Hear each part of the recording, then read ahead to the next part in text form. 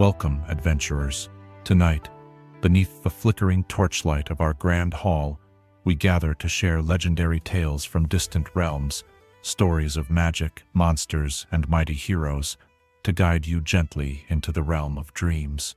Before we cross into the veil of slumber, take a moment to cast a support spell, smash the like button, and join our growing adventuring party by subscribing. Also, I'm curious what realm you're watching from. Whether you're tuning in from Waterdeep, the Sword Coast, or a cozy tavern in California, share your location in the comments below. Your presence strengthens our fellowship and helps our magical community grow ever stronger. Now, the dice have been rolled, and the time for storytelling has come. Get in a comfortable position, dim the lights, and let the journey begin. Chapter 1. The Last Rune Mage. In the spaces between worlds, where reality bends like candlelight in an evening breeze, a solitary figure walks paths that few mortals could comprehend.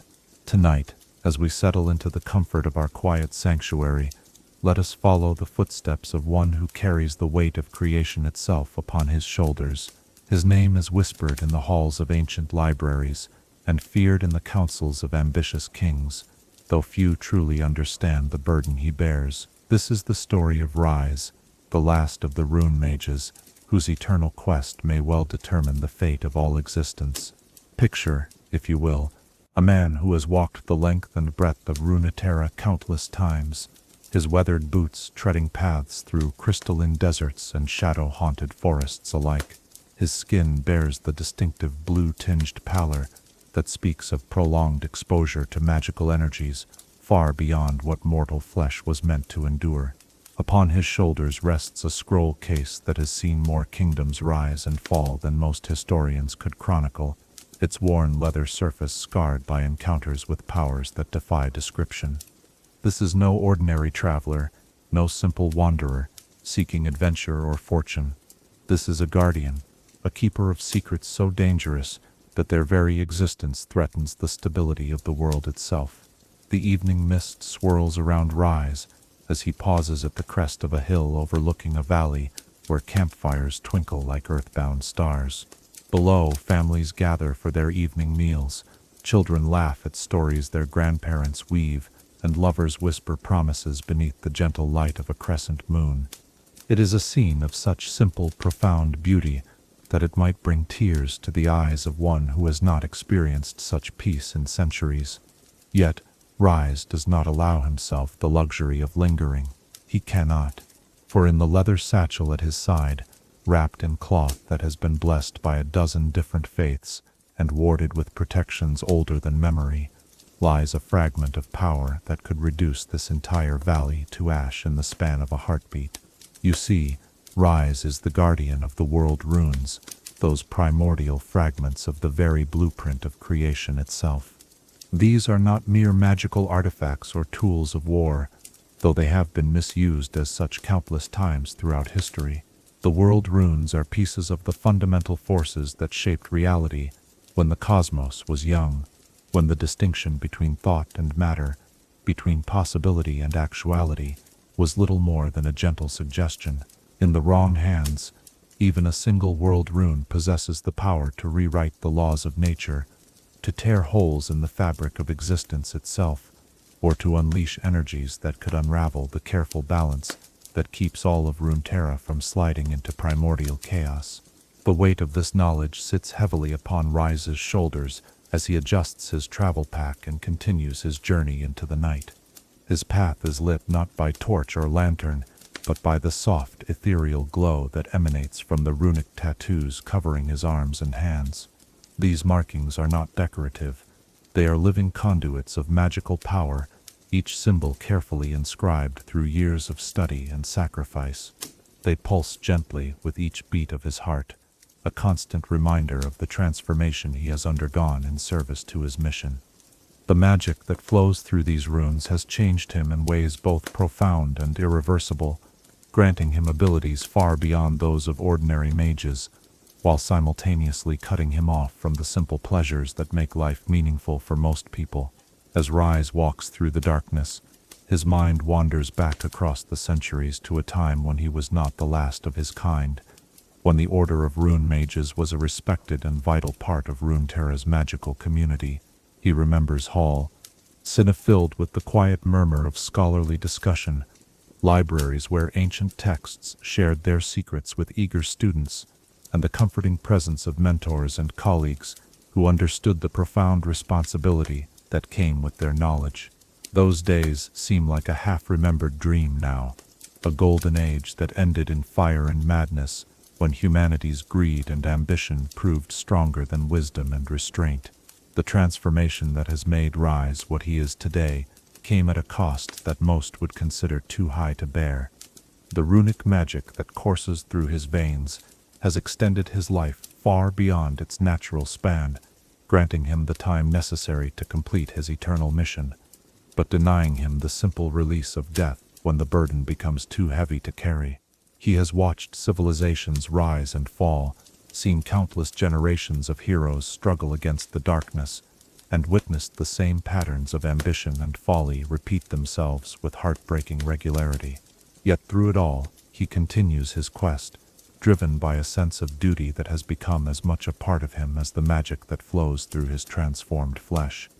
Tonight, as Ryze makes camp beneath a canopy of stars that have witnessed his lonely vigil for longer than most mortals can imagine, he allows himself a moment of quiet reflection.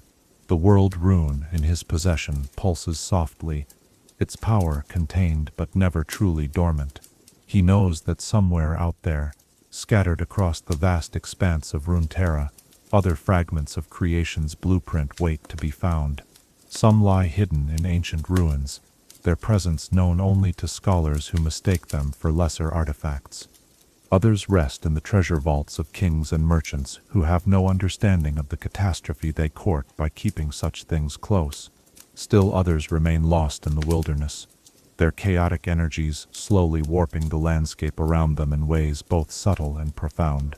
The fire crackles softly as Ryze settles into his nightly meditation, a practice that helps him maintain the mental discipline necessary to resist the corrupting influence of the power he carries. The world runes are not merely powerful, they are seductive, whispering promises of limitless ability to those who would dare to unlock their secrets. He has seen what happens to those who succumb to their allure, has witnessed the madness that consumes even the strongest minds when they attempt to harness forces beyond mortal comprehension. The memory of his master's fall still haunts his dreams, a reminder of how quickly wisdom can turn to folly when tempered by the intoxicating promise of ultimate power. As the night deepens and the world around him settles into peaceful slumber, Ryze continues his vigilant watch. Tomorrow will bring new challenges, new threats to investigate, and perhaps new leads in his endless search for the remaining world runes. He will walk roads that stretch across continents, speak with scholars and madmen alike, and delve into ruins where ancient powers still stir restlessly in their forgotten chambers. It is a path he has walked for centuries, and one he will continue to walk for centuries more, until either his quest is complete, or the world itself comes to an end. There is a profound loneliness in Ryze's existence, isolation born not just of his extended lifespan but of the terrible knowledge he carries. Few can understand the true scope of the threat posed by the world runes, and fewer still possess the strength of will necessary to resist their corrupting influence. He has learned, through bitter experience, that sharing his burden with others often leads only to tragedy, as even the most well-intentioned allies can become obstacles when they begin to covet the power he protects. And so he walks alone, a guardian without a home, a protector whose very presence brings danger to those he would shield from harm. Yet there is also a quiet dignity in his sacrifice, a nobility that shines through the melancholy that surrounds his endless mission. Ryze has chosen to bear this burden not for personal gain or glory, but out of love for a world that will never truly know the debt it owes him. In the laughter of children, in the quiet contentment of families gathered around their evening fires, in the simple beauty of a sunset painting, the sky in shades of gold and crimson, he finds the strength to continue. These moments remind him why his quest matters. why the preservation of the world's delicate balance is worth any personal cost. As our tale of the last Rune Mage begins to unfold, consider the weight of choices made, not for oneself, but for generations yet unborn. In a world where power often corrupts even the most noble intentions, what does it mean to willingly accept a burden that could destroy you, simply because no one else can bear it? Chapter 2. The Young Apprentice. Before the weight of eternity settled upon his shoulders, before the blue-tinged pallor of runic magic transformed his very essence, there was a young man whose eyes sparkled with curiosity rather than the weary wisdom of centuries. In those distant days, when the world seemed full of mysteries waiting to be unraveled rather than dangers to be contained, Ryze walked the halls of learning with the eager step of one who believed knowledge was always a gift, never a burden. Tonight, let us journey back to those innocent times when the future Rune Mage was nothing more than a promising student with an unusual talent for understanding the arcane symbols that others found incomprehensible. Picture a grand academy nestled in the rolling hills of ancient Runeterra, its towers reaching toward the sky like fingers grasping for celestial wisdom.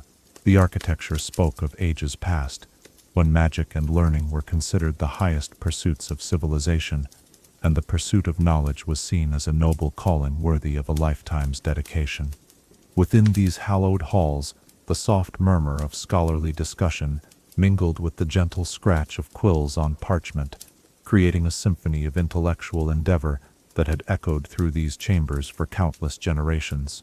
It was here, in this sanctuary of learning, that a young Ryze first encountered the ancient art of runic magic.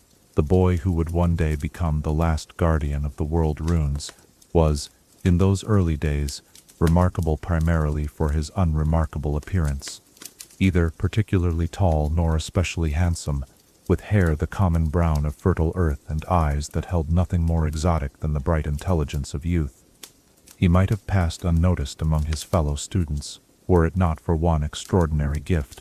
Where others saw only incomprehensible scratches and meaningless symbols when they looked upon ancient runic texts, young Ryze perceived patterns of stunning complexity and beauty, as if the very language of creation itself was speaking directly to his soul. His master, a venerable scholar whose name has been lost to the tragic events that would later unfold, first noticed this unusual talent during a routine examination of first-year students. The test was simple enough. A collection of basic runic symbols was presented to each apprentice, and they were asked to identify any patterns or meanings they could discern. Most students managed to recognize perhaps 2 or 3 of the simpler symbols, drawing upon the elementary lessons they had absorbed during their initial weeks of study. A few of the more gifted pupils might identify 4 or 5, earning approving nods from their instructors. But when young Ryze approached the testing tablet, something extraordinary happened. As his fingers traced the carved symbols, his eyes began to glow with a soft, ethereal light that seemed to echo the very essence of the runes themselves. Without hesitation or uncertainty, he began to recite not only the meaning of each individual symbol, but the complex relationships between them, the way their combined energies created entirely new layers of meaning and power. He spoke of mathematical harmonies hidden within the runic structure, of connections to cosmic forces that even advanced students struggled to comprehend, and of patterns that suggested the symbols were not merely tools of magic, but fragments of some greater design that governed the fundamental laws of reality itself. The examination hall fell silent as professors and students alike listened to this remarkable display of intuitive understanding. Here was a student who had been studying runic magic for mere weeks, yet he demonstrated a grasp of advanced concepts that typically required years of dedicated study to master. More troubling, perhaps, was the fact that some of the connections he described were entirely new to his instructors, insights that challenged established theories and suggested avenues of research that no one had previously considered. It was both thrilling and deeply unsettling, like discovering that a child had somehow learned to speak a language that scholars had spent lifetimes trying to decode. In the days that followed this remarkable demonstration, young Ryze found himself the subject of intense scrutiny and debate among the Academy's faculty. Some argued that his gift was a blessing, a sign that the ancient arts were experiencing a renaissance that would usher in a new golden age of magical understanding. Others worried that such intuitive access to runic knowledge might be dangerous, particularly for one so young and inexperienced in the ways of the world. The runes, after all, were not merely academic subjects to be studied in the safety of a classroom. They were conduits to powers that had shaped the very foundations of reality, and a deep understanding of their secrets came with responsibilities that few were prepared to shoulder. His master, however, saw in young Ryze something that transcended the usual concerns about promising students. There was a quality to the boy's understanding that suggested not just talent, but destiny. The way he interacted with runic magic felt less like learning and more like remembering, as if some part of his soul had always carried the knowledge he was now discovering. This recognition led to a decision that would alter the course of both their lives irrevocably. The master chose to take Ryze as his personal apprentice, guiding him not just in the theoretical aspects of runic magic, but in the deeper mysteries that lay at the heart of the craft. The years that followed were perhaps the happiest of Ryze's long existence, though he would not fully appreciate this until much later, when happiness had become a luxury he could no longer afford. Under his master's careful tutelage, he delved deeper into the secrets of runic magic than any student in the Academy's long history. He learned to trace the symbols with such precision that they seemed to come alive beneath his touch, glowing with inner fire that responded to his will like eager servants awaiting commands.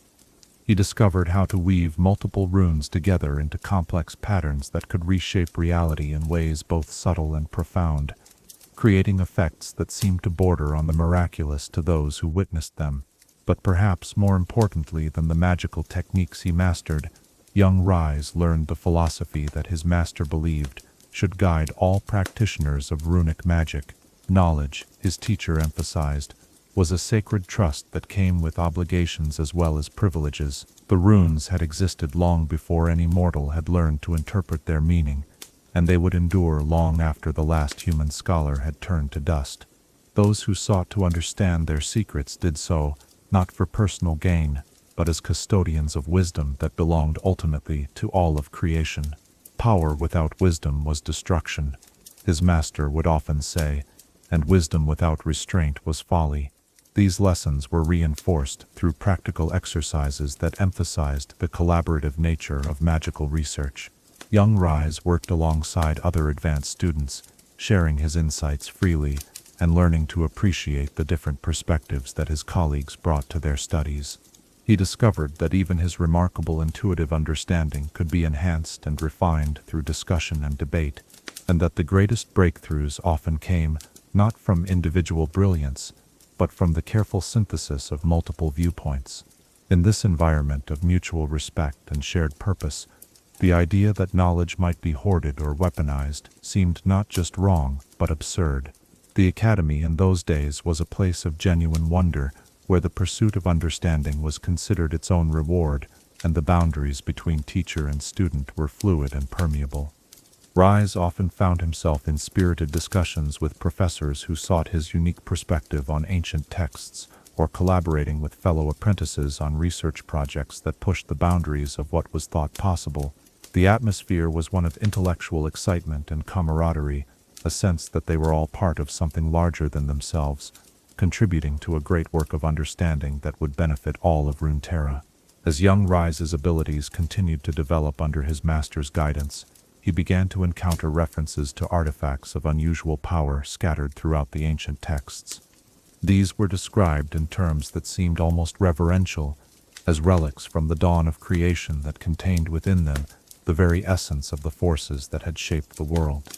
His master spoke of these objects with a mixture of awe and caution, explaining that while they represented the ultimate expression of runic magic, they were also too dangerous for any mortal to safely possess.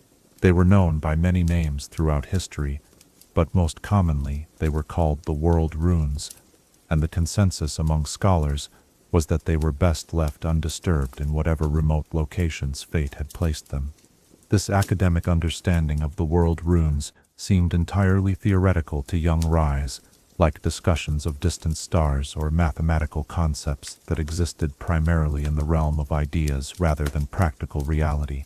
The notion that he might one day be called upon to actually seek out these legendary artifacts, much less bear responsibility for their safekeeping, would have struck him as absurd. He was, after all, simply a student who happened to have an unusual talent for understanding ancient symbols.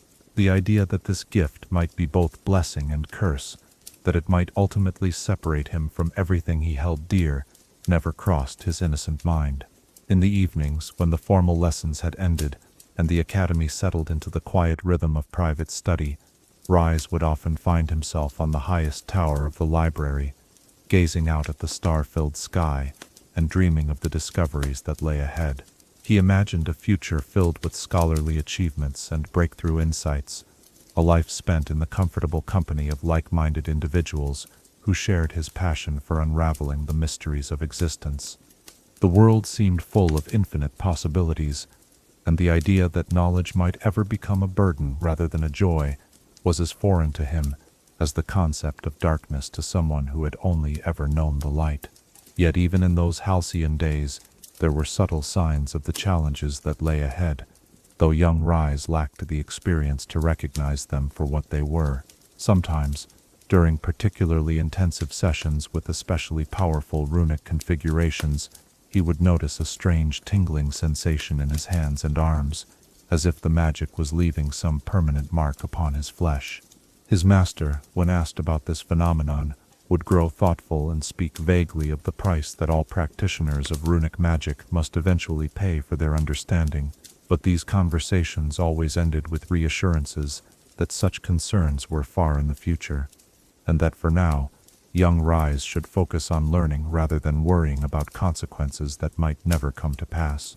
As we observe this younger version of the man who would one day walk alone through the shadows of eternity, we see someone whose greatest concern was whether he would complete his research project before the end of term, someone who measured success in terms of academic achievement rather than catastrophes prevented. How strange it seems that such innocent beginnings could lead to such a profound and lonely destiny. In those moments when knowledge still felt like pure gift rather than terrible responsibility, what dreams filled the heart of one who would become the world's most reluctant guardian. Chapter 3. The World Runes Revealed.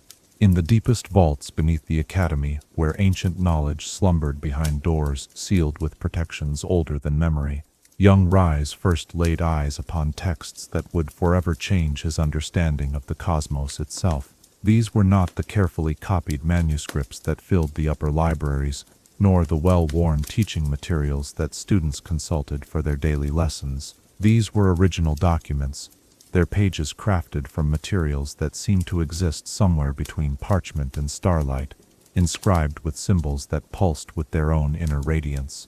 Tonight, let us descend into those forgotten chambers and witness the moment when theoretical knowledge became terrible reality, when the world runes transformed from scholarly curiosity into the defining obsession of a young mage's life. The descent to the restricted archives required not just permission from the highest authorities of the academy, but a series of magical protections that seemed almost ritualistic in their complexity. Young Ryze watched with growing anticipation as his master spoke words in languages so ancient that their very pronunciation seemed to bend the air around them, as seals that had remained unbroken for generations yielded to combinations of gesture and intention that few living beings possessed the knowledge to perform. With each barrier that fell away, the atmosphere grew heavier, charged with energies that made the hair on his arms stand on end and filled his mouth with the taste of copper and ozone. When they finally crossed the threshold into the innermost sanctum, young Ryze found himself in a chamber that defied his understanding of architectural possibility. The walls seemed to stretch away into darkness that no conventional light could penetrate, while overhead what appeared to be a ceiling shimmered and shifted like the surface of a deep pool disturbed by some unseen current. Floating throughout this impossible space were crystalline cases, each one containing a single volume or artifact, each one pulsing with its own distinct rhythm of magical energy. The overall effect was both beautiful and deeply unsettling, like standing at the edge of creation itself, and peering into the mechanisms that kept reality functioning. His master moved through this space with the careful reverence of one who understood the profound responsibility that came with access to such knowledge.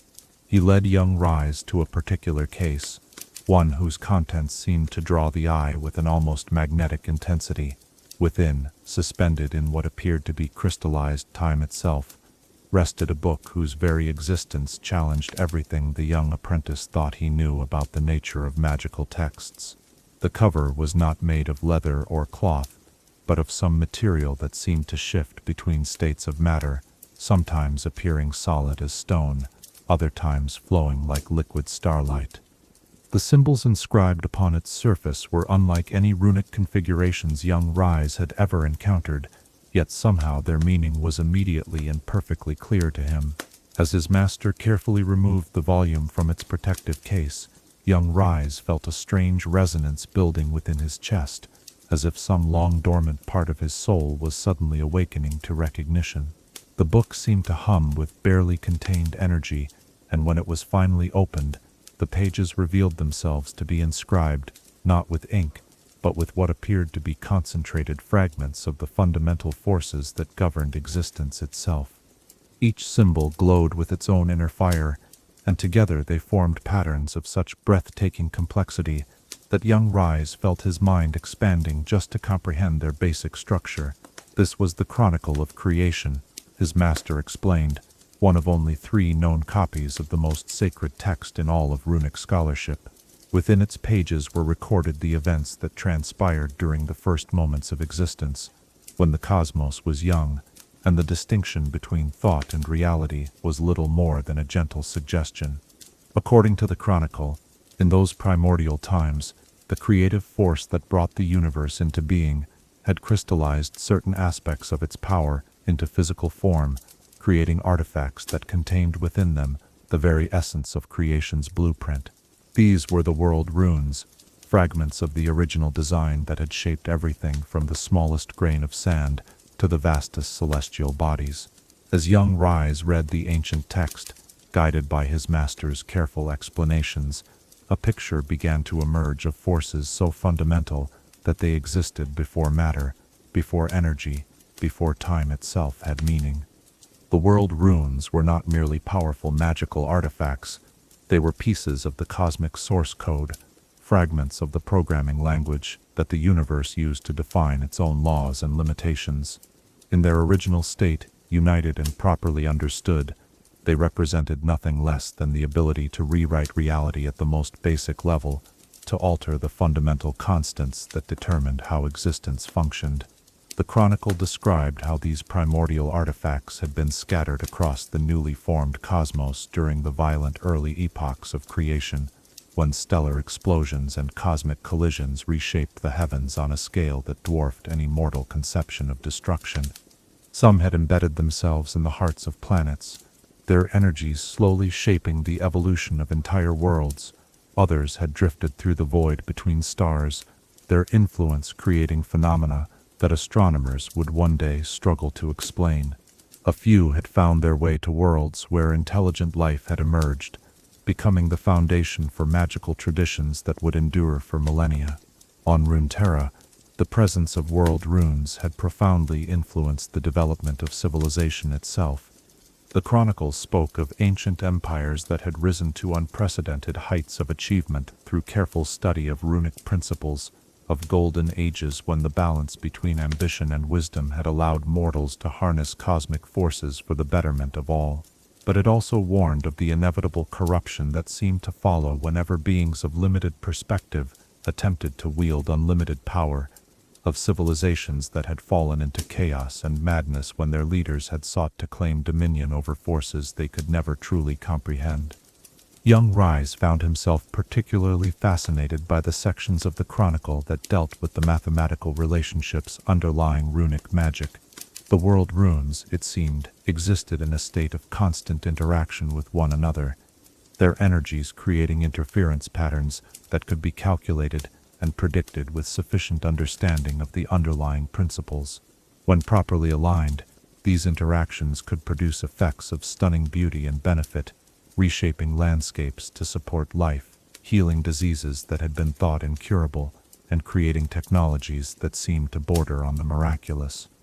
But when the same forces were brought into destructive resonance, the results could be catastrophic beyond imagination.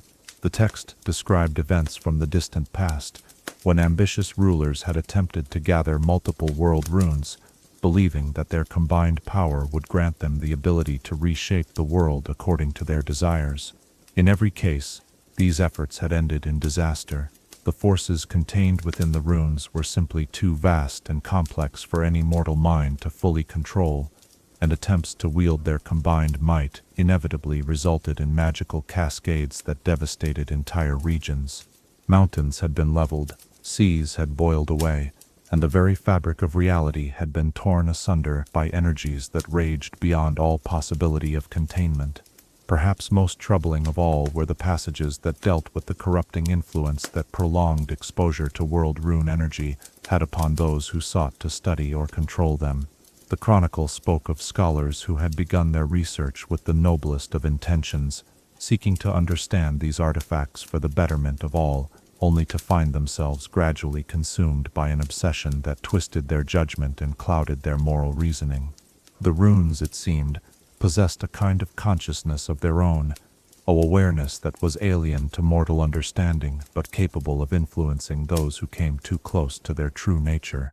As his master carefully turned the pages of this extraordinary text, young Ryze began to understand why access to such knowledge was so carefully restricted. This was not merely academic information about historical artifacts. This was practical instruction in the manipulation of forces that could literally unmake the world if misused. The responsibility that came with such understanding was staggering, and the temptation to use that knowledge for personal gain must have been nearly overwhelming for those who possessed it. No wonder the Academy's most senior scholars spoke of runic magic with such reverence and caution. They were dealing with powers that had shaped the cosmos itself. The chronicle also contained detailed descriptions of the specific world runes that were known to exist on Runeterra, each one associated with particular aspects of cosmic force, and each one capable of producing unique effects when properly activated. There was the rune of inspiration, which could awaken dormant potential in living beings and accelerate the development of both individual talent and civilizational achievement.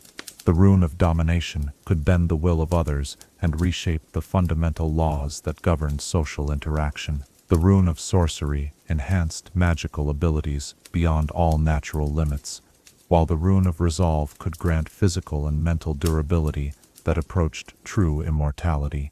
Each description was accompanied by detailed warnings about the dangers associated with that particular rune's influence. The rune of inspiration, for example, could drive its users to pursue their goals with such single-minded intensity that they lost all sense of proportion and restraint. The rune of domination corrupted the moral judgment of those who wielded it, gradually convincing them that their will was more important than the rights and needs of others. The chronicle was filled with accounts of heroes who had been transformed into tyrants, of wise rulers who had become mad despots, and of entire civilizations that had destroyed themselves through the misuse of powers they had never been meant to possess. As the lesson drew to a close, and his master began the careful process of returning the chronicle to its protective case, young Ryze found his mind reeling with the implications of what he had learned. The theoretical discussions of runic magic that had filled his previous studies suddenly seemed almost quaint in comparison to the cosmic forces that these texts described. He began to understand why his master and the other senior scholars approached their research with such caution, why they emphasized again and again the importance of wisdom and restraint in the pursuit of magical knowledge. Yet alongside this newfound understanding came a troubling realization. If the world runes were truly as dangerous as the chronicle suggested, and if they were indeed scattered across Runeterra in locations that were either unknown or inadequately protected, then their existence represented a constant threat to the stability of the world itself. Young Ryze found himself wondering what would happen if one of these artifacts fell into the hands of someone who lacked the wisdom and restraint that his master had emphasized as essential qualities for any practitioner of runic magic. As they made their way back through the labyrinthine passages that led from the restricted archives to the more familiar regions of the Academy, young Ryze's mind was filled with questions that he hardly dared to voice. The knowledge he had gained felt like both a precious gift and a terrible burden, illuminating wonders that few mortals would ever be privileged to understand, while simultaneously revealing threats that seemed almost too vast to comprehend. He began to appreciate for the first time why his master sometimes spoke of the loneliness that came with deep understanding, why the pursuit of truth sometimes led to places where few could follow. In the days that followed this revelatory experience, young Ryze found himself looking at the world around him with new eyes.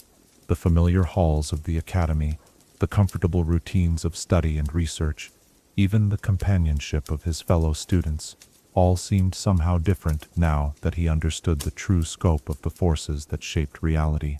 He had crossed a threshold from which there could be no return, gained knowledge that would forever separate him from the innocent certainties of his earlier understanding. As we witness this moment of profound awakening, when theoretical knowledge becomes lived reality and academic curiosity transforms into something approaching destiny, we might wonder about the nature of knowledge itself. In a universe where understanding can be both salvation and damnation, where the pursuit of truth leads inevitably to the discovery of responsibilities too vast for any individual to bear, what price are we willing to pay for the privilege of seeing clearly? Chapter 4. The Rune Wars begin.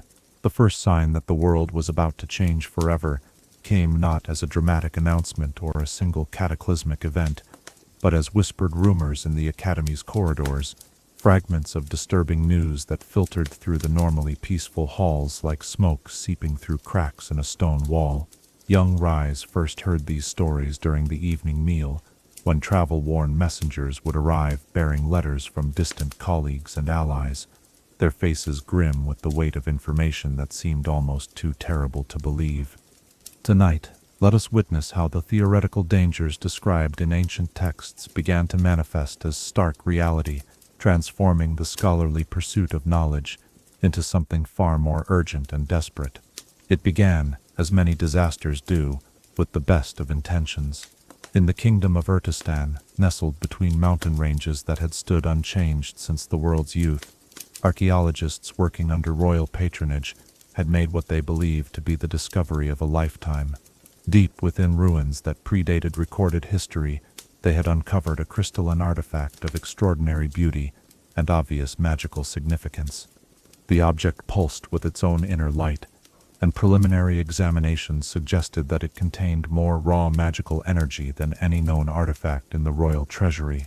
The king, a man whose genuine desire to improve his people's lives was matched only by his complete lack of understanding regarding the forces he was about to unleash, commissioned his court mages to study the relic and determine how its power might be harnessed for the benefit of his realm. The reports that reached the Academy were initially fragmentary and confused, filtered through multiple layers of rumor and speculation before arriving in the hands of scholars who possessed the knowledge necessary to understand their true significance.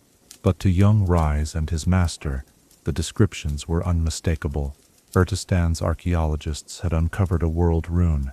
The artifact's behavior, its appearance, and the effects it produced when examined, all matched perfectly with the accounts recorded in the Chronicle of Creation. What had been theoretical knowledge just months before was suddenly, terrifyingly real. Young Ryze watched with growing alarm as his master received increasingly urgent communications from colleagues throughout the known world. The initial discovery in Urtistan had triggered a cascade of similar finds, as if the uncovering of one world rune had somehow awakened others that had lain dormant for millennia. In the desert kingdoms of the south, mining operations had broken into chambers where crystalline formations sang with otherworldly harmonies. Northern barbarian tribes reported that their shamans were experiencing visions of unprecedented clarity and power, visions that seemed to originate from sacred stones that had begun to glow with inner fire. Even the maritime nations spoke of strange tides and impossible storms, as if the very oceans were responding to energies that defied all natural law. But it was not merely the discovery of these artifacts that filled the Academy's scholars with dread. It was the inevitable response of mortal ambition to the promise of ultimate power.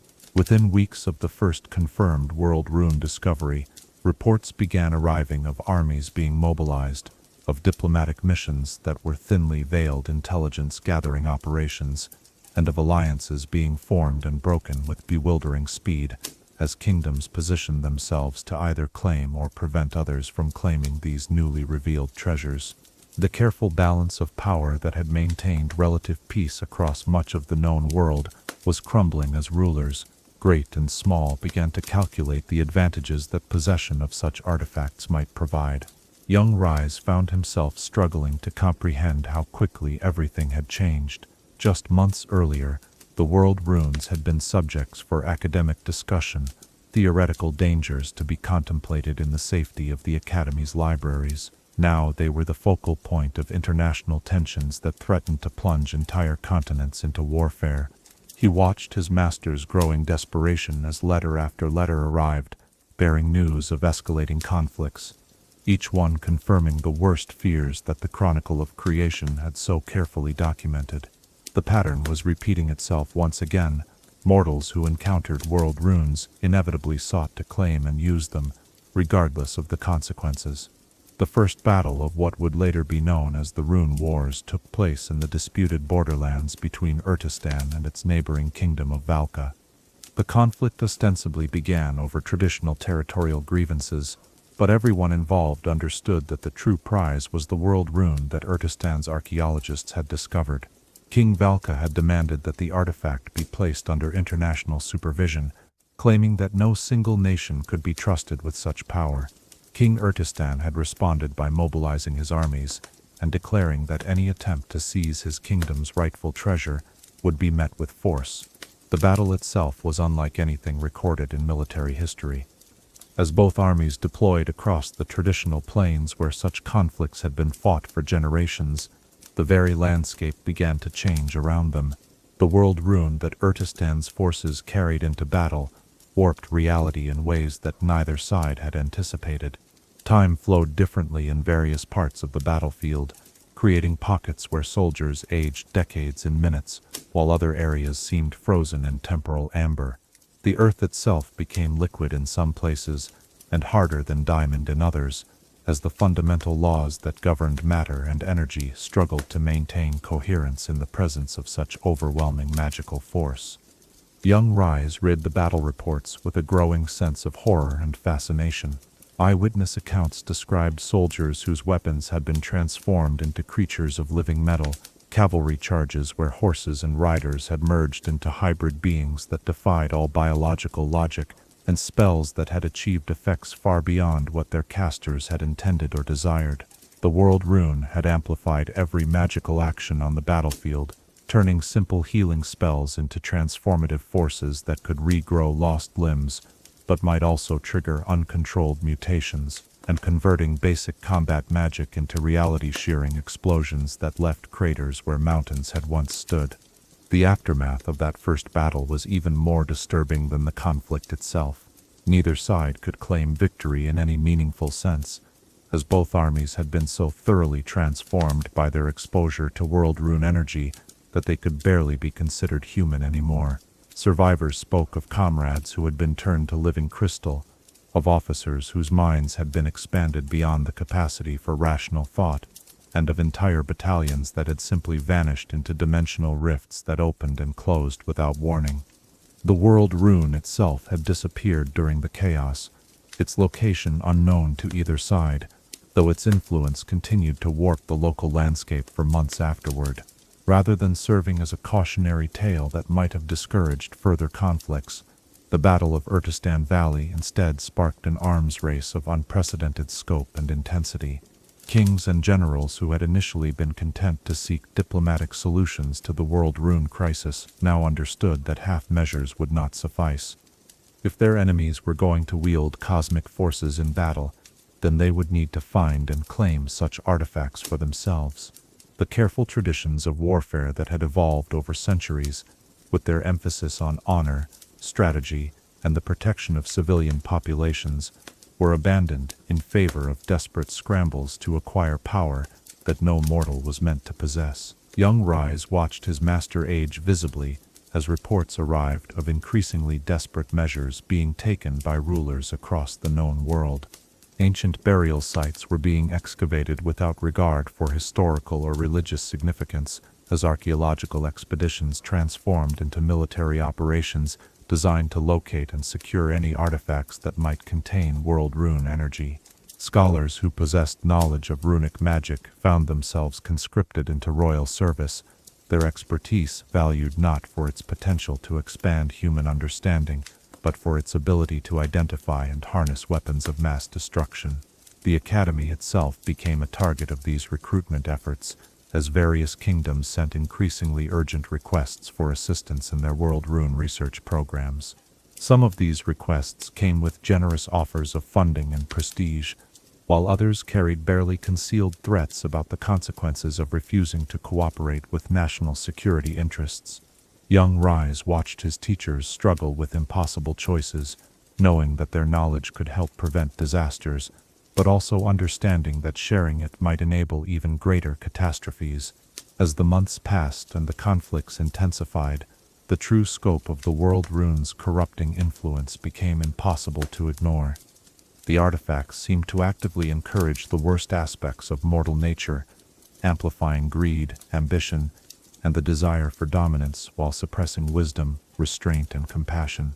Kings who had once been known for their just rule became paranoid tyrants convinced that everyone around them was plotting to steal their power. Generals who had built their careers on careful strategy and minimal casualties began launching suicidal assaults designed to capture enemy artifacts regardless of the cost in lives.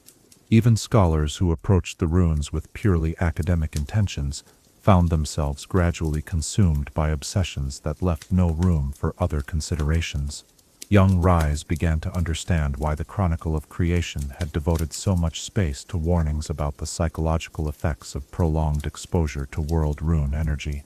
The artifacts were not merely powerful tools that could be misused by those with evil intentions. They were actively corrupting influences that seemed designed to bring out the worst in anyone who encountered them. The pattern was consistent across all reports. Initial contact with a world rune would produce feelings of euphoria and unlimited potential, followed by gradual personality changes that culminated in complete moral degradation and eventual madness. The reports from the battlefield became increasingly surreal as commanders began experimenting with ways to weaponize world rune energy more effectively. Entire cities were being evacuated as the areas around active runes became uninhabitable, their local reality so thoroughly distorted that normal life was impossible. Weather patterns were disrupted across continents as atmospheric systems struggled to function in the presence of energies that ignored conventional physical laws. Even the fundamental forces that governed magic itself began to behave unpredictably, as spells that had worked the same way for thousands of years suddenly produced wildly different results depending on their proximity to world rune activity. As young Ryze absorbed these reports night after night, sitting in the Academy's library while his master worked frantically to coordinate response efforts with colleagues around the world, he began to realize that his comfortable life as a scholar was coming to an end. The world was changing in ways that made peaceful academic research impossible, and those who possessed knowledge of runic magic would inevitably be called upon to help address the crisis. The question was not whether he would become involved in the conflicts that were spreading across the known world, but rather how he might best serve to minimize the catastrophic damage that seemed inevitable. In those dark hours, as reports arrived of entire kingdoms being consumed by forces their rulers could not control, young Ryze found himself thinking about the responsibilities that came with knowledge. The Chronicle of Creation had warned that understanding the nature of world runes carried with it an obligation to prevent their misuse. But how could any individual hope to stand against the combined ambitions of nations desperate to secure ultimate power? The scale of the crisis was so vast that even the most heroic efforts seemed doomed to failure before they began. As we observe this moment when the innocent pursuit of knowledge collided with the harsh realities of mortal ambition and cosmic power, we might wonder about the nature of responsibility itself. When the world stands on the brink of destruction due to forces that few understand and fewer still can hope to control, what obligation do those with knowledge bear to act, even when action seems futile? Chapter 5. The Master's Final Lesson. There are moments in every life when the future pivots on a single decision, when years of careful preparation and gradual learning suddenly converge into a choice that will echo through eternity. For young Ryze, that moment came not in the grand theaters of war where armies clashed over world runes, but in the familiar confines of his master's study, where shadows danced in the light of ancient crystals, and the air itself seemed heavy with the weight of impending tragedy. Tonight, let us witness the most painful lesson that any apprentice can learn, that even the wisest teachers are not immune to the corrupting influence of the very forces they seek to understand and control. The change in his master had been so gradual that young Ryze almost failed to notice it at first. It began with longer hours spent in private research, sessions that stretched from dusk until dawn, as the older man pored over texts that he claimed held the key to ending the rune wars before they could destroy civilization entirely. Where once he had emphasized the importance of collaborative study and open discussion, the master now worked in solitude, declining offers of assistance with a distracted air that suggested his mind was occupied by concerns too complex for others to comprehend. His eyes, which had always sparkled with the joy of discovery and the pleasure of sharing knowledge, gradually took on a distant quality that seemed to be focused on horizons that no one else could see. Young Ryze initially attributed these changes to the natural stress that any responsible scholar would feel when confronted with the crisis spreading across the known world. The reports that arrived daily from the various theaters of conflict were uniformly grim, detailing atrocities and catastrophes that seemed to worsen with each passing week. Cities had been transformed into crystalline wastelands where nothing could survive. Entire populations had vanished into dimensional rifts that opened without warning, and the fundamental laws of reality had become so unstable in some regions that even the most basic magical protections were useless. It seemed entirely reasonable that someone who understood the true scope of these disasters would become consumed with finding solutions, even if that dedication came at the cost of personal comfort and social interaction. But as the weeks passed, young Ryze began to notice changes that went beyond simple scholarly obsession. His master's handwriting, once a model of careful precision that had been held up as an example for generations of students, became increasingly erratic and difficult to read. The careful logical progression that had always characterized his research notes gave way to disjointed fragments of thought that jumped from topic to topic without apparent connection. Most troubling of all, the older man began speaking of the world runes, not as dangerous artifacts to be contained and studied, but as tools that could be harnessed to impose order on the chaos that was consuming the world. The first time young Ryze heard his master express this sentiment, he assumed it was merely a theoretical discussion of possibilities that needed to be considered, even if they would ultimately be rejected. After all, one of the fundamental principles of academic research was the importance of examining all potential solutions to a problem, regardless of how distasteful or dangerous they might initially appear. But as these conversations became more frequent and more detailed, it became clear that his master was not simply exploring intellectual possibilities. He was developing an actual plan to seek out and claim one of the world runes for himself. The reasoning that his master presented was superficially compelling, built upon logical arguments that seemed unassailable to anyone who lacked deep understanding of the psychological effects that world rune exposure could produce. The current crisis, he argued, existed precisely because the artifacts had fallen into the hands of individuals who lacked the wisdom and restraint necessary to use them responsibly. Kings and generals were treating cosmic forces as simple weapons of war, applying them to conflicts with all the subtlety of children playing with fire in a powder magazine. What was needed was someone with genuine understanding of runic magic, someone who could approach these artifacts with the respect and caution they deserved, someone who could use their power not for personal gain, but for the restoration of global stability. Young Ryze found himself struggling to identify the flaws in this argument. even as every instinct he possessed screamed warnings about the direction his master's thoughts were taking. The logic seemed sound on the surface. If world runes were indeed as dangerous as the chronicles suggested, then surely they would be safer in the hands of someone who understood their true nature, rather than being fought over by armies whose commanders had no comprehension of the forces they were attempting to wield. And if these artifacts possessed the power to reshape reality at the most fundamental level, then perhaps they could indeed be used to repair the damage that had already been done, to restore the stability that had been shattered by months of increasingly desperate warfare. But the more his master spoke of these possibilities, the more young Ryze began to recognize the subtle signs of corruption that the Chronicle of Creation had described with such careful detail. The older man's voice took on a quality of absolute certainty when discussing his plans, as if the mere possibility of failure or error had ceased to exist in his mental calculations. His gestures became more dramatic and commanding, reflecting a growing sense of personal importance that seemed quite different from the humble dedication to knowledge that had once characterized his approach to scholarship. Most telling of all, he began to speak of other scholars and academics not as colleagues and equals, but as individuals whose limited understanding made them incapable of appreciating the necessity of his mission. The transformation accelerated after his master received word that a world rune had been located in the ruins of an ancient temple complex, just 3 days' journey from the academy. The artifact had apparently been uncovered by one of the numerous archaeological expeditions that various kingdoms had launched in their desperate search for cosmic weapons. But the team that found it had been wiped out by the chaotic energies that had been unleashed during the excavation process.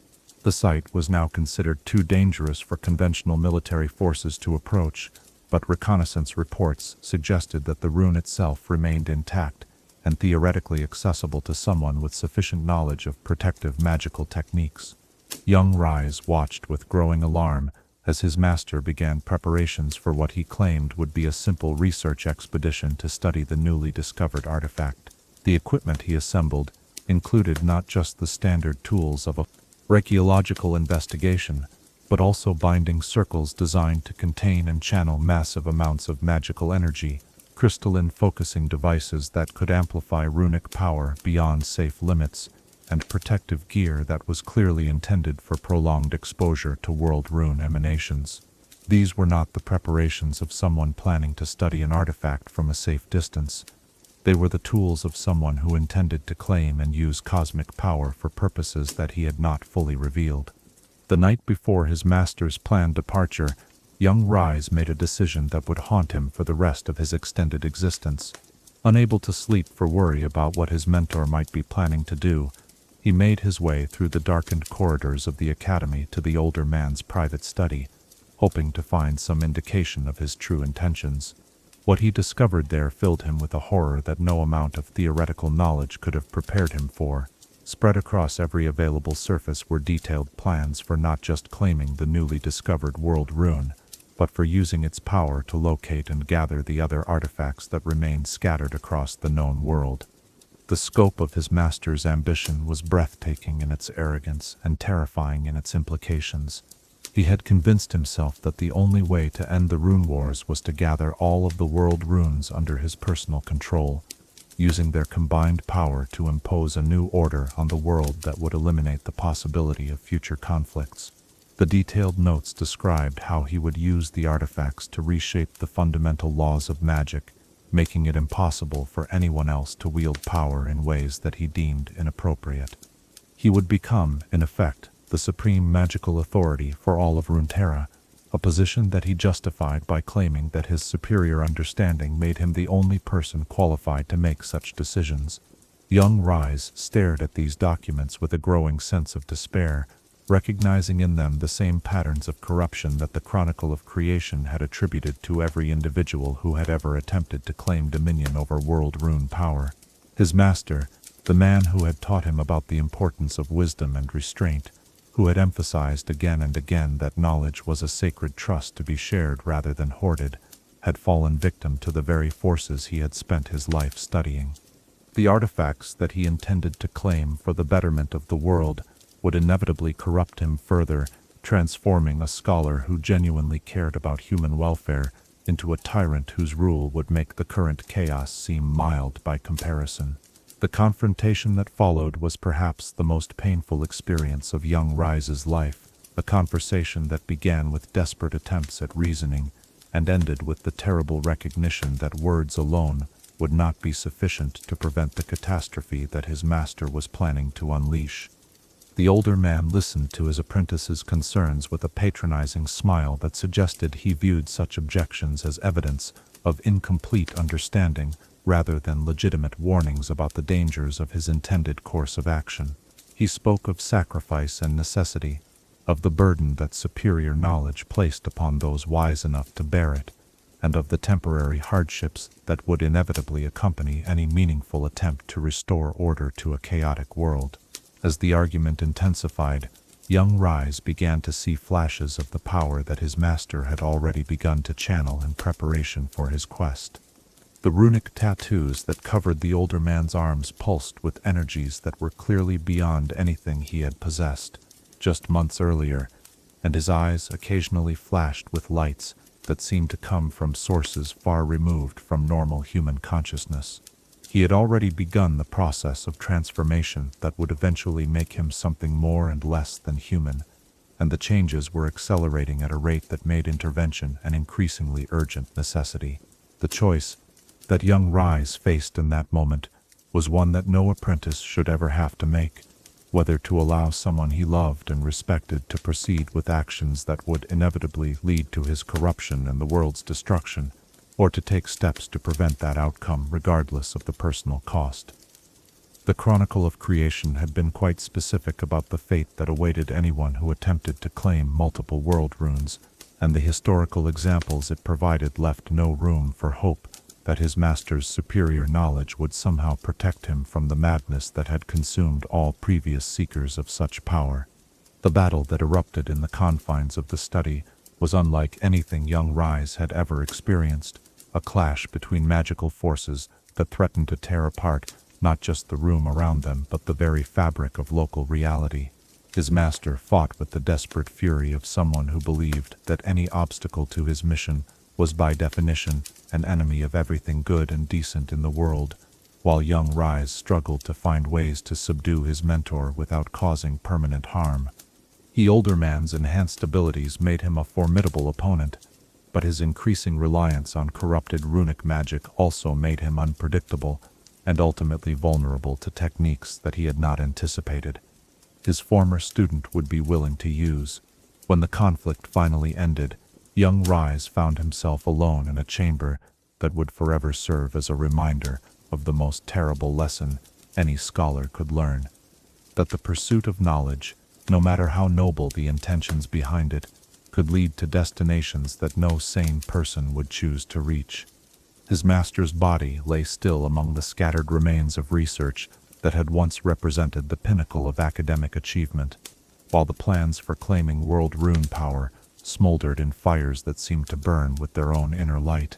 In the silence that followed, as young Ryze struggled to comprehend the full implications of what had just occurred, he began to understand that his own life had just taken a turn from which there could be no return. The responsibility for preventing world rune disasters had not been chosen by him. It had been thrust upon him by circumstances that no amount of preparation could have anticipated.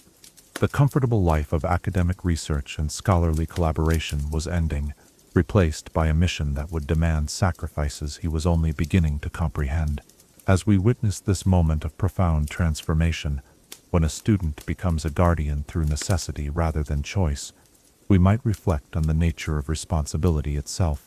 In a world where knowledge can become corruption and wisdom can transform into madness, how do we distinguish between the courage needed to act and the hubris that leads to our own destruction? Chapter 6. The Transformation. In the aftermath of choices that no mortal should ever be forced to make, young Ryze found himself alone in a world that had suddenly become both infinitely larger and impossibly small.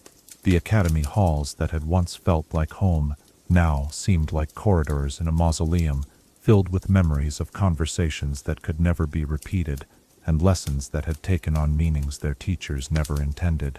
Tonight, Let us witness the slow metamorphosis that began in those dark hours, as the young man who had dreamed of a life spent in scholarly pursuit discovered that knowledge of the world runes came with a price that would reshape not just his destiny, but his very essence as a living being.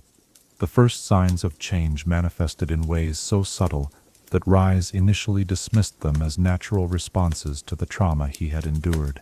His hands, which had always been steady and precise when tracing runic symbols, began to tingle with a persistent sensation that felt like electricity dancing just beneath his skin. The feeling was not unpleasant, merely strange, as if his flesh had become more sensitive to the magical energies that permeated the Academy's ancient walls. He told himself that this was simply a temporary effect of the intense magical combat he had experienced, a side effect that would fade once his body had time to recover from the extraordinary stresses it had endured.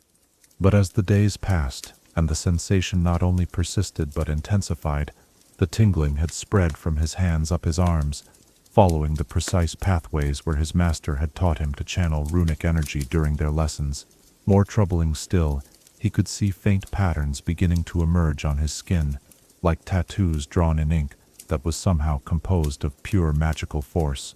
These marks appeared first as barely visible outlines, so subtle that they were only noticeable in certain lighting conditions, but they grew more distinct with each passing day, until it became impossible to ignore the fact that his body was being permanently altered by forces beyond his control. The realization that he was undergoing a transformation similar to what he had witnessed in his master filled Ryze with a complex mixture of fear and fascination. The Chronicle of Creation had described such changes as inevitable consequences of prolonged exposure to world rune energies, but reading about theoretical effects and experiencing them firsthand were entirely different things.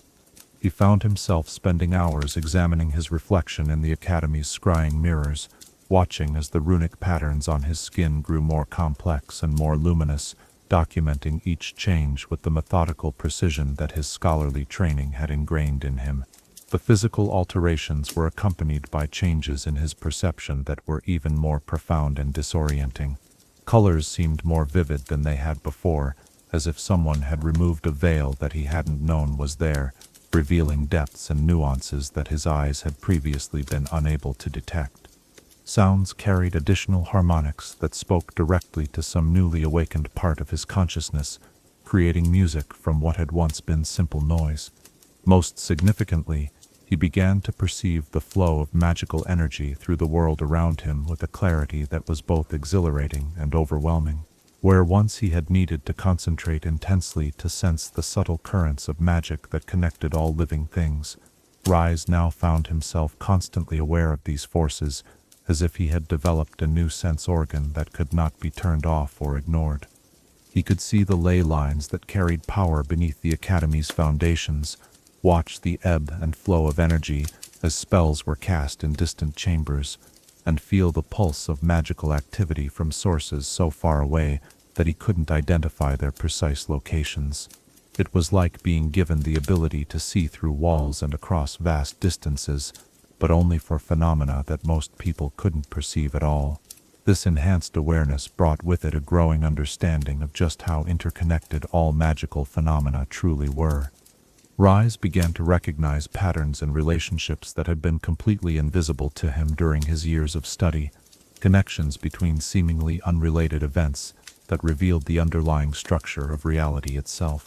A spell cast in one part of the Academy would send ripples through the magical field that could be detected and analyzed hours later in completely different areas.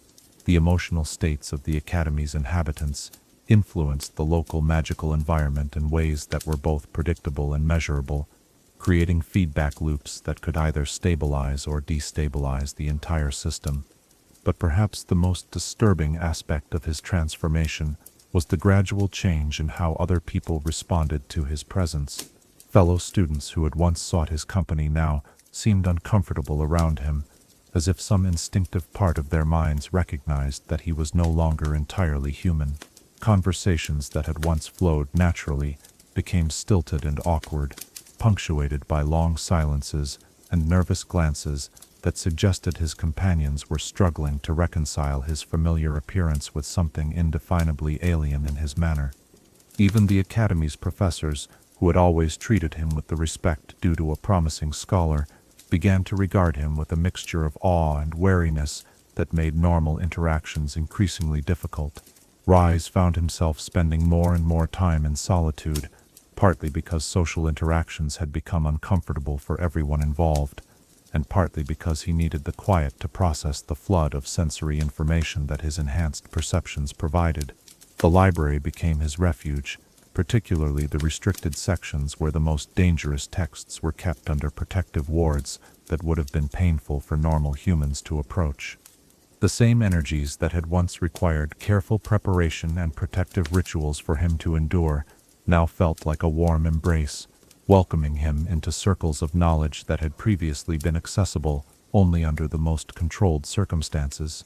It was during one of these solitary research sessions that Ryze discovered the true scope of what was happening to him. Hidden among the most carefully guarded texts in the Academy's collection was a journal written by a scholar who had undergone a similar transformation centuries earlier, documenting his experiences as prolonged exposure to world rune energy gradually rewrote the fundamental structure of his being. The account was both fascinating and terrifying, describing a process that was irreversible and ultimately isolating, transforming the subject into something that was neither fully human nor entirely magical, but rather an entirely new form of existence that bridged the gap between mortal consciousness and cosmic force. According to the journal, the physical changes were only the beginning of a metamorphosis that would eventually affect every aspect of his existence. His lifespan would be extended far beyond normal human limits, granting him the time necessary to complete tasks that might require centuries of dedication, but also condemning him to watch countless generations of friends and colleagues age and die, while he remained fundamentally unchanged. His magical abilities would grow to levels that few mortals could achieve through conventional study and practice, but this power would come at the cost of ever being able to relate to ordinary people as an equal again. Most sobering of all, the journal described how the transformation gradually eroded the subject's connection to normal human emotions and motivations. Love, friendship, personal ambition, and even simple pleasure in everyday experiences all began to fade as the enhanced consciousness focused increasingly on cosmic concerns that dwarfed individual desires and needs. The author wrote of watching sunsets that were objectively more beautiful than anything he had perceived as a normal human, yet feeling nothing but intellectual appreciation for their aesthetic qualities. He described achieving magical feats that surpassed the greatest accomplishments of legendary wizards, yet experiencing no satisfaction or pride in these achievements, because his perspective had expanded to encompass forces so vast that personal accomplishments seemed trivial by comparison. Reading these accounts, Ryze began to understand that his transformation was not simply a matter of gaining new abilities or changing his physical appearance. It was a fundamental alteration of what he was as a conscious being. The young man who had dreamed of a life spent in scholarly collaboration with like-minded colleagues was dying, being gradually replaced by something that would be capable of tremendous achievements, but incapable of finding joy in the simple pleasures that made life meaningful for ordinary people. He was becoming a living tool, perfectly designed for the mission that had been thrust upon him, but increasingly unable to remember why that mission mattered in human terms. The emotional impact of this realization was devastating, yet also strangely muted, as if his capacity for profound despair was already being dampened by the same forces that were enhancing his magical perception. Ryze found himself observing his own grief with a detached clinical interest, noting how the intensity of his feelings seemed to diminish even as his intellectual understanding of their significance remained intact. It was like watching himself fade away from the inside, retaining all his memories and knowledge while gradually losing the emotional connections that had given those experiences their meaning. As the weeks passed and the transformation continued its inexorable progress, Ryze began to make preparations for a life that would be fundamentally different from anything he had previously imagined. The comfortable routines of academic study, were no longer sufficient to occupy his enhanced consciousness, and the social connections that had once provided meaning and purpose were becoming increasingly tenuous as his fellow scholars struggled to relate to what he was becoming. He found himself drawn to the restricted archives where the most dangerous knowledge was stored, not because he sought power for its own sake, but because he was beginning to understand that his transformed state would require him to take on responsibilities that no normal human could bear. The final stage of his metamorphosis began when Ryze made the decision to seek out his first world rune, not to claim its power for personal use, but to prevent it from falling into hands that lacked the wisdom and restraint necessary to wield it safely. The choice was made with the cold logic that his enhanced consciousness imposed on all decisions, weighing the risks and benefits with mathematical precision, while the diminishing remnants of his human emotions protested weakly against the loneliness and danger that such a path would inevitably entail. The process of actually acquiring and containing a world rune completed his transformation in ways that no amount of theoretical preparation could have anticipated. The moment his enhanced flesh came into contact with the artifact's raw cosmic energy, the runic patterns on his skin flared to brilliant life, becoming permanent conduits that would forever mark him as something other than human. The sensation was indescribable, like being simultaneously burned and blessed, destroyed and reborn, reduced to component atoms and elevated to cosmic consciousness in the span of a single heartbeat. When the process was complete, Ryze found himself fundamentally changed in ways that extended far beyond the physical and magical alterations he had already experienced. His consciousness had expanded to encompass perspectives that spanned centuries rather than decades, considerations that involved the welfare of entire civilizations rather than individual communities, and responsibilities that would persist long after everyone he had ever known had crumbled to dust. He had become exactly what the world needed to address the world rune crisis, a being with the power to locate and contain cosmic artifacts, the wisdom to resist their corrupting influence, and the longevity to pursue this mission across the vast spans of time that it would require. Yet in gaining everything necessary to serve as the world's guardian, he had lost everything that had made him recognizably human. The joy he had once found in discovery was replaced by grim satisfaction in duty fulfilled. The companionship he had treasured was abandoned in favor of the isolation necessary to protect others from the dangers he carried. The dreams he had nurtured were sacrificed to serve a mission that was more important than any individual ambition, yet somehow emptier than the simple goals he had once pursued. As we witness this profound metamorphosis, this transformation from human scholar to cosmic guardian, we might reflect on the nature of sacrifice itself. When the world requires champions who can bear burdens too heavy for ordinary mortals, what do we owe to those who answer that call, and what do they owe to the humanity they can no longer claim as their own? Chapter 7. The Endless Hunt. With his transformation complete, and his first world rune secured within protective bindings that pulsed with otherworldly energy, Ryze stepped beyond the familiar boundaries of his former life and into a quest that would span continents and centuries. The methodical scholar had become something far more dangerous and necessary, a hunter whose prey was scattered across the length and breadth of Runeterra, hidden in places where reality itself bent under the weight of cosmic power. Tonight, let us follow his footsteps across landscapes, both beautiful and terrible, as the newly transformed guardian began the endless search that would define every remaining day of his extended existence.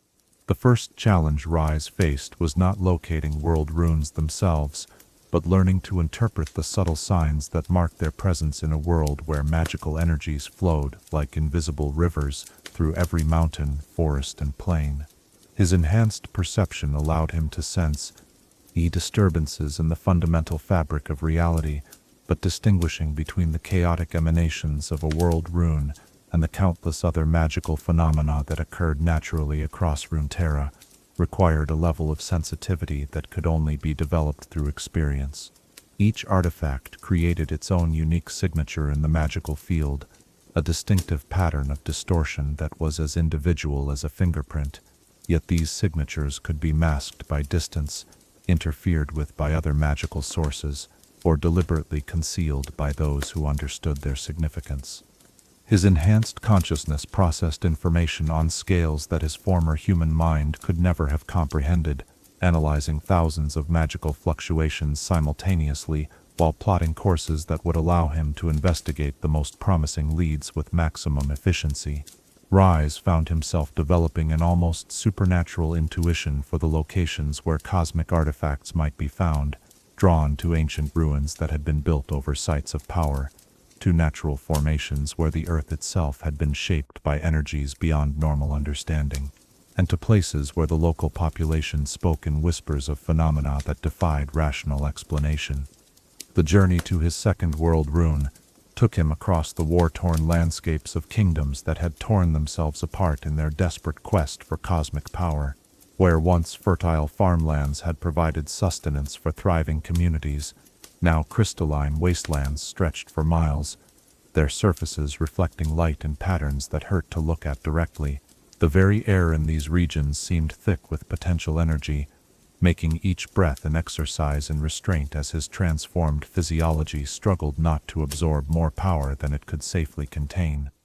Villages that had stood for centuries had been abandoned overnight, when their inhabitants discovered that proximity to World Rune activity made normal life impossible, their streets now empty, except for the occasional scholarly expedition or military reconnaissance team, brave enough to venture into areas where reality behaved according to rules that no mortal could predict. In the ruins of what had once been the prosperous trading city of Candelar, Ryze found evidence of the second artifact he sought.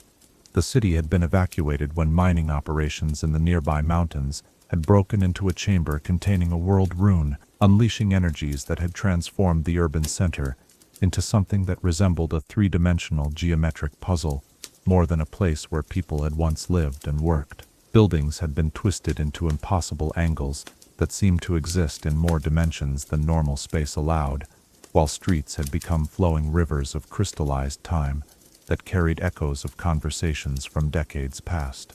The world rune itself rested in the center of what had once been the main marketplace, surrounded by a sphere of distorted space-time that made direct approach extremely dangerous.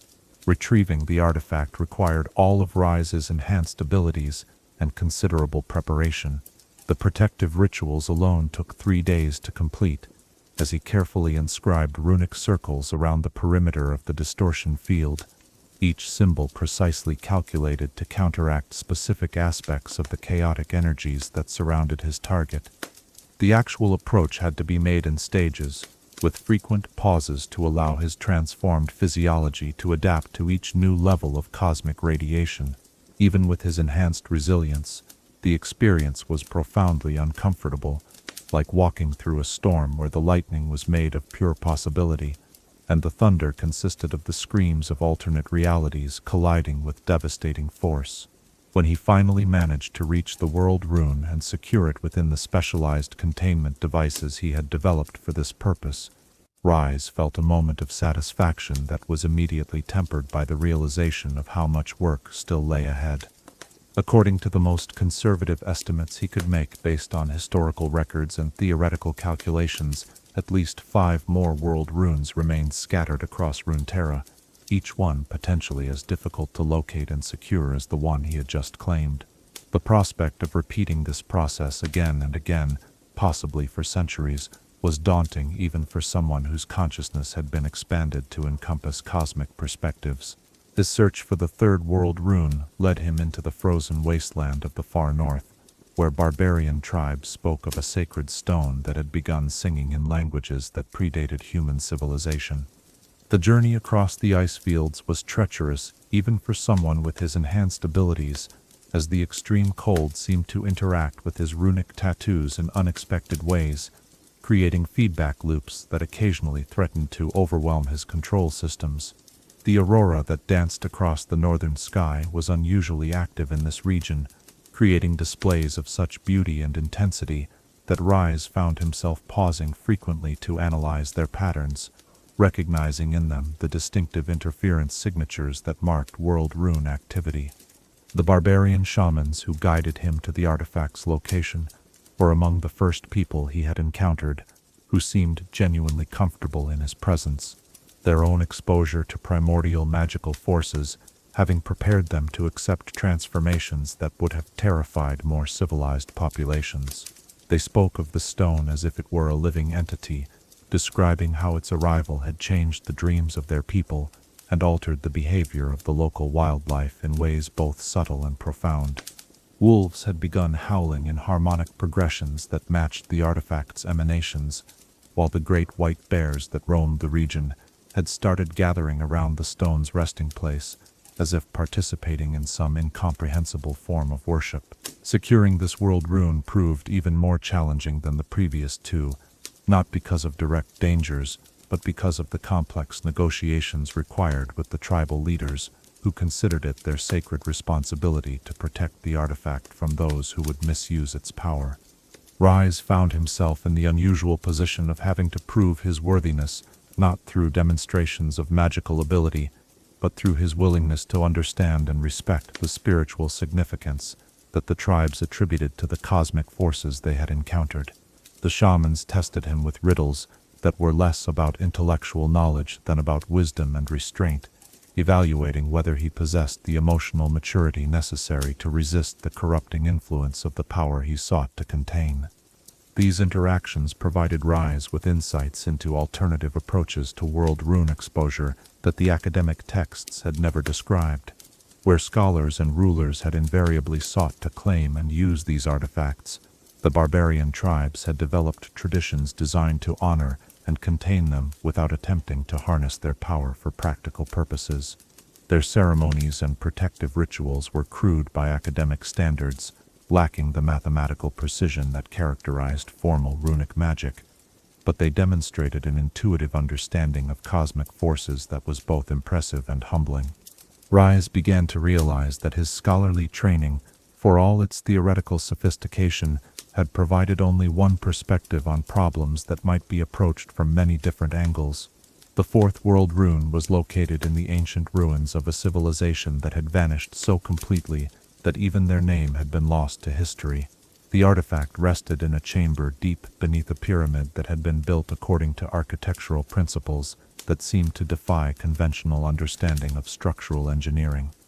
The entire complex was a maze of passages and chambers, designed to test anyone who sought to reach the central vault, with traps and challenges that required not just magical knowledge but wisdom, patience, and the ability to solve puzzles that had been crafted by minds operating according to philosophical frameworks that were alien to modern thinking. Navigating this labyrinth required weeks of careful study and preparation, as Ryze worked to decode the symbolic language that the ancient builders had used to convey their intentions to future generations. The experience was like engaging in a conversation across millennia with individuals whose understanding of cosmic forces rivaled or exceeded his own, despite their lack of access to the theoretical frameworks that had shaped his academic training. Each chamber contained lessons about the nature of reality and the responsibilities that came with cosmic awareness, presented in forms that were simultaneously educational and judgmental, as if the builders had designed their tests to evaluate not just the abilities of those who sought their treasures, but their moral fitness to possess such power. When Ryze finally reached the central chamber and secured the fourth world rune, he found among the artifacts a collection of written records that provided new insights into the long history of cosmic power on Runeterra. The text described previous individuals who had attempted to gather multiple world runes, documenting their motivations, methods, and ultimate fates with a precision that was both scholarly and deeply troubling. Every single attempt had ended in disaster, either because the seeker had been corrupted by the power they claimed, or because they had underestimated the complexity of forces they were trying to control. Yet the records also contained hints that there might be ways to use world rune power constructively, approaches that required not just individual wisdom but collaborative effort across multiple generations. These discoveries forced Ryze to confront uncomfortable questions about his own mission and methods. Was his approach fundamentally different from those who had failed before him? Or was he simply the latest in a long line of individuals who had convinced themselves that they were uniquely qualified to handle cosmic power? The isolation that his transformation had imposed upon him meant that he had no colleagues with whom he could discuss these concerns, no external perspectives to help him evaluate whether his judgment remained sound, or had begun to show the subtle signs of corruption that marked the beginning of every previous failure. The search for the fifth world rune took him to a region where space itself seemed unstable, where valleys existed in multiple dimensions simultaneously, and mountains appeared and disappeared according to patterns that followed no earthly logic. The local population had learned to navigate this chaos through techniques that were part magic and part faith, following paths that were revealed through prayer and meditation rather than conventional maps or landmarks. Ryze found himself adapting his enhanced perceptions to detect patterns in the dimensional instability, learning to recognize the subtle signs that indicated when reality would shift and how to position himself to avoid being caught in the transitions. This world rune was not hidden in ancient ruins or natural formations, but rather existed in a state of constant motion, phasing in and out of normal reality as it followed orbits that traced complex mathematical progressions through multiple dimensions simultaneously. Tracking and capturing it required Ryze to develop entirely new techniques, combining his enhanced magical abilities with insights drawn from theoretical physics and dimensional mathematics. The actual capture took place across multiple reality phases, with Ryze having to maintain his focus and intention across transitions between dimensional states that would have driven a normal human consciousness into immediate madness. By the time he had secured 5 world runes, Ryze had traveled across the majority of the known world, visiting kingdoms and wilderness areas that few scholars had ever seen, and fewer still had survived to document. His enhanced consciousness had catalogued thousands of magical phenomena, recorded the effects of world rune activity on dozens of different environments, and developed techniques for cosmic artifact containment that far exceeded anything described in the ancient texts. Yet rather than feeling accomplished or satisfied with these achievements, he found himself increasingly aware of how much work remained to be done, and how little time he had to complete it, despite his extended lifespan. Each successful recovery brought new intelligence about the locations of remaining artifacts, but also revealed the growing sophistication of the opposition he faced. Other groups had begun organizing systematic searches for world runes, some driven by scholarly curiosity, but others motivated by far more dangerous ambitions. Military organizations were developing tactics specifically designed to counter individuals with enhanced magical abilities, while certain rulers had begun implementing policies that treated world rune research as a matter of national security. The simple phase of his mission, when his primary challenge had been locating hidden artifacts, was giving way to a more complex period where political and military considerations would be as important as magical expertise. As Ryze established temporary headquarters in a remote mountain monastery, whose monks had developed their own traditions for containing dangerous magical artifacts, he began to plan the next phase of his eternal hunt. The remaining world runes would be harder to find and more dangerous to approach, but his enhanced abilities and accumulated experience had prepared him for challenges that would have seemed impossible during his days as a human scholar. The question was no longer whether he could complete his mission, but whether he could do so before the forces that opposed him developed the power to stop him. As we observe this methodical hunter pursuing cosmic artifacts across landscapes transformed by their power, we might wonder about the nature of duty itself. When a mission requires sacrifices that strip away everything that makes life worth living, how do we distinguish between noble purpose and elaborate self-destruction disguised as virtue? Chapter 8: Allies and Enemies. In the twilight realm between human understanding and cosmic awareness, where Ryze now dwelt as both protector and exile, the concepts of ally and enemy had become far more complex than they had seemed during his days as a simple scholar. Tonight, let us explore the intricate web of relationships that developed around the last Rune Mage as he pursued his solitary mission, encountering individuals whose motivations ranged from noble to catastrophic, yet whose impact on his quest was often the inverse of their stated intentions. In a world where knowledge itself could be a form of corruption, Even those who sought to help him sometimes posed greater dangers than his most obvious opponents. The first true ally Ryze encountered after beginning his hunt was a woman whose own transformation had taken a path parallel to his own, though through different circumstances and with different results. Soraka had once been a celestial being whose curiosity about mortal existence had led her to take physical form, binding herself to Rune in ways that had cost her much of her cosmic perspective, while granting her profound insights into the nature of suffering and sacrifice. When their paths crossed in the ruins of a city that had been devastated by World Rune activity, she recognized in him a kindred spirit, someone who had willingly accepted isolation and transformation in service to a cause greater than personal desire. Their initial meeting was marked by a mutual wariness that gradually gave way to something approaching friendship, though neither could claim to fully understand the other's perspective. Soraka's approach to cosmic forces was intuitive and emotionally driven, based on empathy and healing rather than the analytical methods that Ryze had developed through his scholarly training.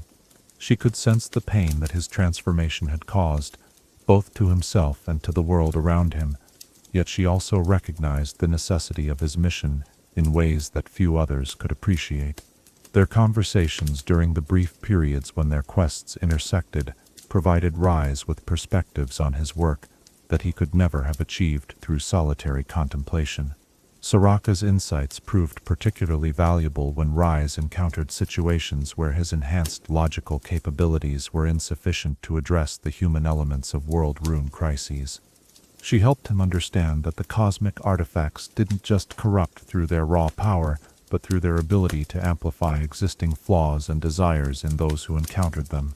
A king who harbored secret doubts about his fitness to rule might be driven to tyrannical extremes by a World Rune's influence, while a scholar with suppressed ambitions for recognition could be transformed into a megalomaniacal destroyer of knowledge. Understanding these psychological patterns allowed Ryze to predict and sometimes prevent disasters before they reached their full catastrophic potential. But perhaps more importantly, Soraka's presence reminded Ryze that transformation didn't necessarily require the complete abandonment of empathy and emotional connection. Where his own metamorphosis had followed a path of increasing isolation and analytical detachment, hers had deepened her capacity for understanding and compassion, even as it separated her from her original nature. Their interactions suggested that there might be ways to pursue cosmic responsibilities without becoming completely inhuman, though the specific techniques required for maintaining such balance remained frustratingly elusive. Not all of Ryze's encounters with potential allies were as harmonious or productive. The mage Xerath had once been a scholar whose dedication to understanding cosmic forces rivaled Ryze's own, but his transformation had taken a far more destructive path. Where Ryze had accepted the limitations and responsibilities that came with World Rune exposure, Xerath had embraced raw power as an end in itself, becoming something that was more energy than flesh, more ambition than wisdom. Their confrontations were philosophical as much as magical, debates about the proper use of cosmic knowledge that were conducted through exchanges of reality-warping spells rather than words. Xerath saw Ryze's mission as fundamentally misguided, arguing that the World Runes represented an opportunity for transcendence that was being wasted through excessive caution and moral squeamishness. His position was that cosmic power should be embraced rather than contained, used to reshape reality according to rational principles rather than being hoarded out of fear of potential consequences. These arguments were superficially compelling, drawing upon many of the same philosophical frameworks that had shaped Ryze's own academic training, yet they revealed the subtle corruption that made Xerath ultimately dangerous, despite his intellectual sophistication. The debates between them served to clarify Ryze's own understanding of his mission and its underlying principles. Where Xerath had convinced himself that his superior knowledge justified any means necessary to achieve his goals, Ryze maintained that wisdom required restraint precisely because of the vast scope of the forces they were dealing with. The difference was not one of capability or understanding, but of fundamental philosophy about the relationship between power and responsibility. These encounters forced Ryze to articulate principles that he had previously held only intuitively, developing a coherent framework for cosmic ethics that could guide his decisions in situations where traditional moral guidelines were insufficient. Among the most complex relationships Ryze developed was his ongoing conflict with Brand, a being who had once been human, but whose encounter with a world rune had transformed him into something that was simultaneously more and less than his original form. Brand represented the ultimate cautionary tale about the dangers of cosmic exposure, an individual whose noble intentions had been completely overwhelmed by forces that were beyond his capacity to control or resist. Yet unlike Xerath, whose corruption had been gradual and somewhat predictable, Brand's transformation had been sudden and total, leaving behind only fragments of personality wrapped around a core of destructive cosmic energy. Confronting Brand was particularly difficult for Ryze because it forced him to face the possibility that his own mission might ultimately lead to a similar fate. The similarities between their original motivations were troubling. Both had been scholars who encountered world rune power while trying to prevent its misuse. Both had believed themselves capable of resisting corruption through superior knowledge and moral fortitude, and both had undergone transformations that separated them from normal human existence. The primary difference seemed to be one of degree rather than kind, raising uncomfortable questions about whether Ryze's current stability was permanent or simply a temporary phase in his own inevitable corruption. The conflict with Brand also illustrated the tragic irony that often characterized interactions between those who had been touched by cosmic forces. Their battles were devastating to the surrounding landscape, creating secondary disasters that threatened innocent populations even when both combatants were ostensibly fighting to protect the world from greater catastrophes. Ryze found himself having to develop techniques for containing not just world runes themselves, but also the collateral damage that resulted from conflicts between individuals who possessed cosmic-level abilities. These experiences taught him the importance of choosing battlefields carefully and working to resolve conflicts through means other than direct confrontation whenever possible. One of the most unexpected alliances Ryze formed was with Zilean, a chronarch whose manipulation of temporal forces had granted him perspectives on cosmic events that spanned multiple timelines and probability matrices. Zilean's approach to preventing world rune disasters was fundamentally different from Ryze's straightforward methodology of location and containment. Instead, he worked to identify and alter the chain of causality that led to catastrophic events, sometimes preventing disasters by making subtle changes to seemingly unrelated circumstances decades or centuries before the actual crisis would have occurred. Their collaboration was complicated by the fact that Zilean's temporal manipulations made it difficult for Ryze to maintain a clear understanding of which events had actually occurred, and which were simply potential outcomes that had been prevented through chronological intervention. Conversations with the chronarch often involved references to disasters that Ryze remembered, but which had apparently never happened, or discussions of solutions to problems that seemed to resolve themselves before they could manifest. This temporal uncertainty was deeply unsettling for someone whose enhanced consciousness was accustomed to processing information with mathematical precision. Yet despite these communication difficulties, Zilean's assistance proved invaluable in several critical situations. His ability to accelerate or decelerate time in localized areas allowed for world rune containment procedures that would have been impossible through conventional means, while his knowledge of future probability streams provided advance warning of threats that Ryze would never have detected until it was too late to prevent them.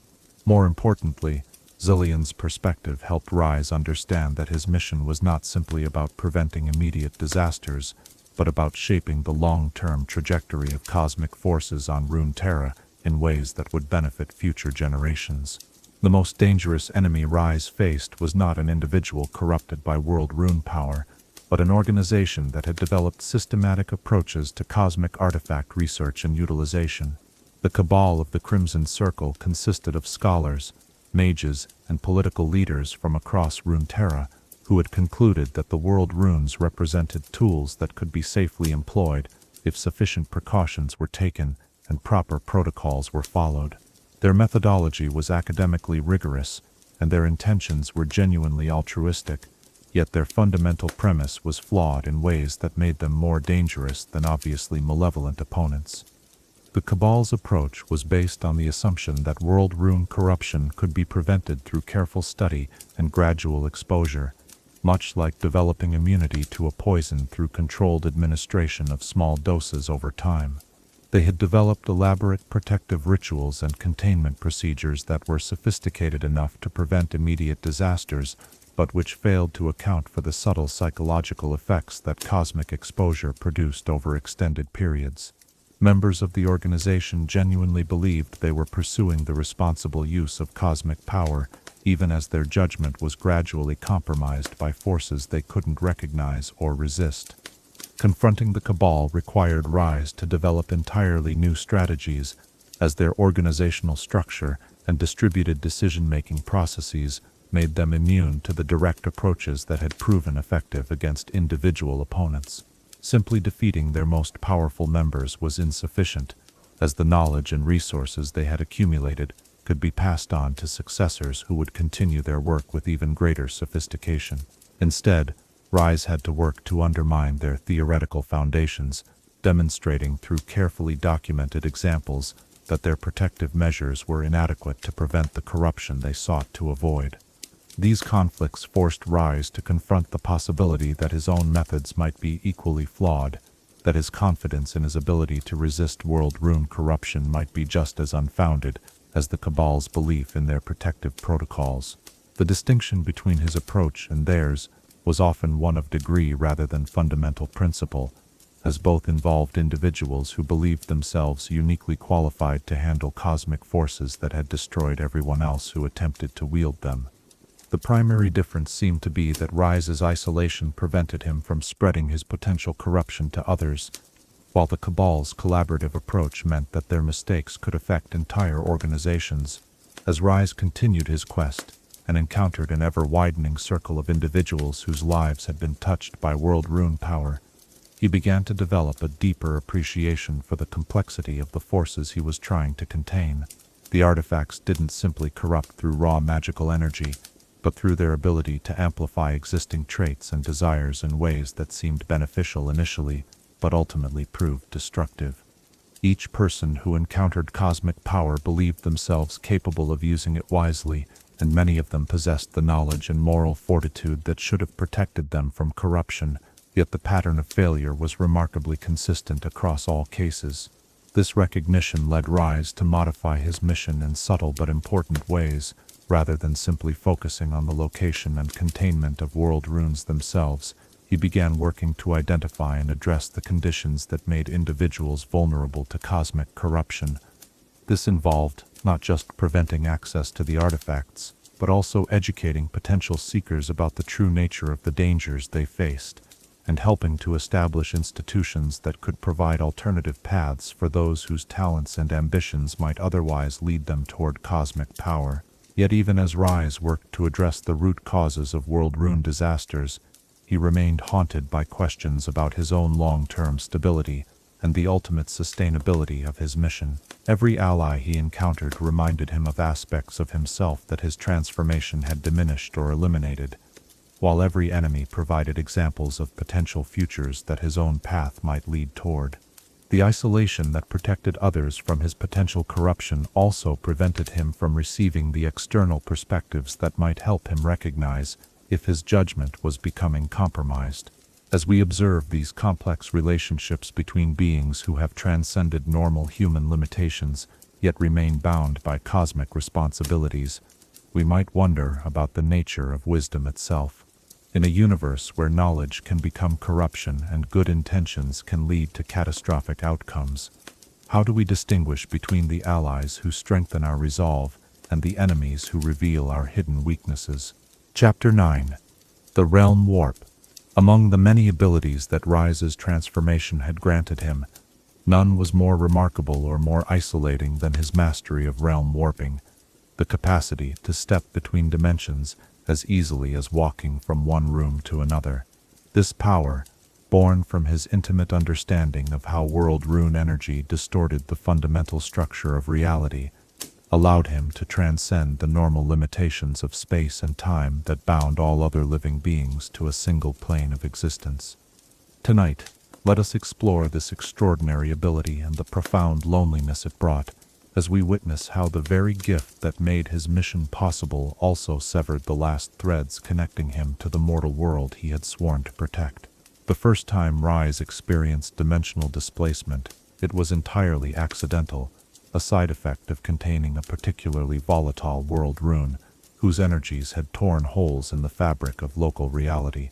One moment he had been standing in the ruins of an ancient temple, carefully inscribing protective circles around the cosmic artifact that pulsed with dangerous potential at the chamber's center.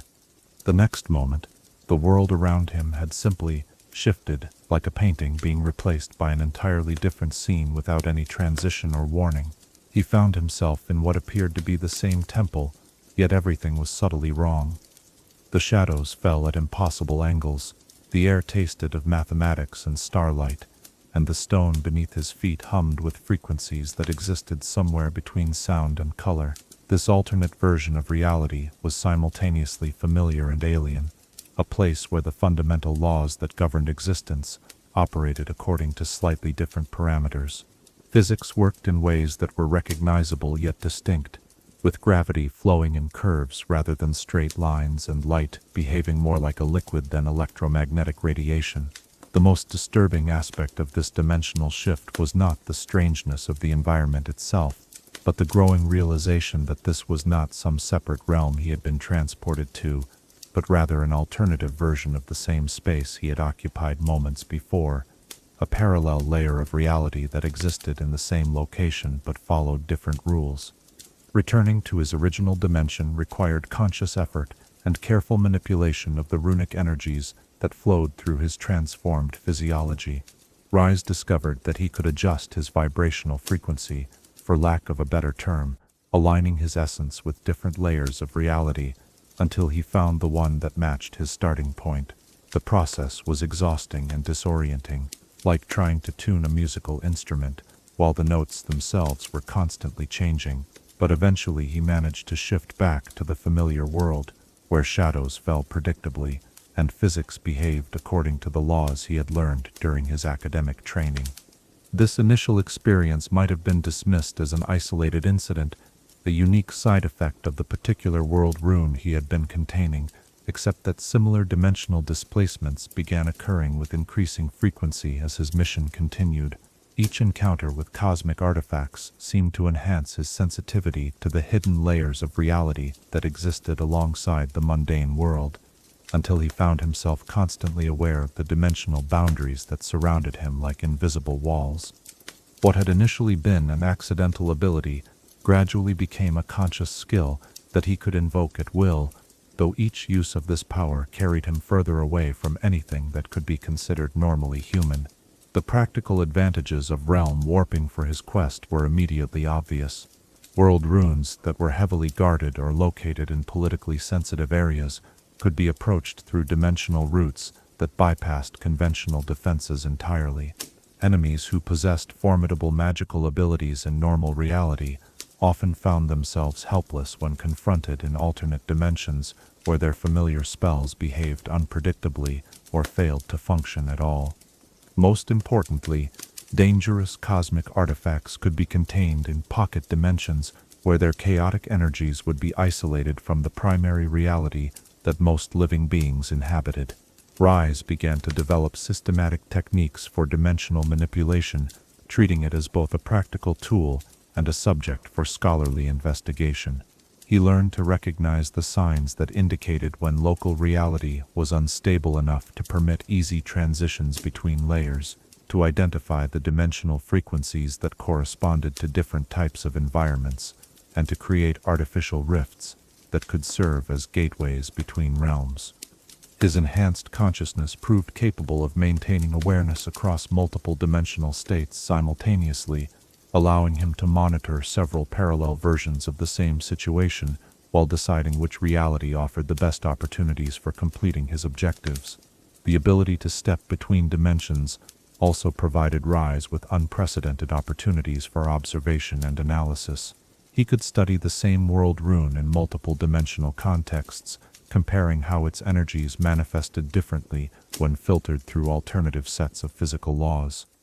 These comparative studies revealed patterns and relationships that would have been invisible from any single-dimensional perspective, deepening his understanding of cosmic forces in ways that no previous scholar had ever achieved. Each dimension offered its own unique lens through which to examine the fundamental nature of reality, and Ryze began to accumulate insights that transcended the limitations of conventional magical theory. Yet as his mastery of realm warping grew more sophisticated, Ryze began to realize that this ability was fundamentally changing his relationship with existence itself. The mundane world that served as home to all other living beings increasingly felt like just one option among many, a particular dimensional frequency that he happened to have originated from rather than his natural environment.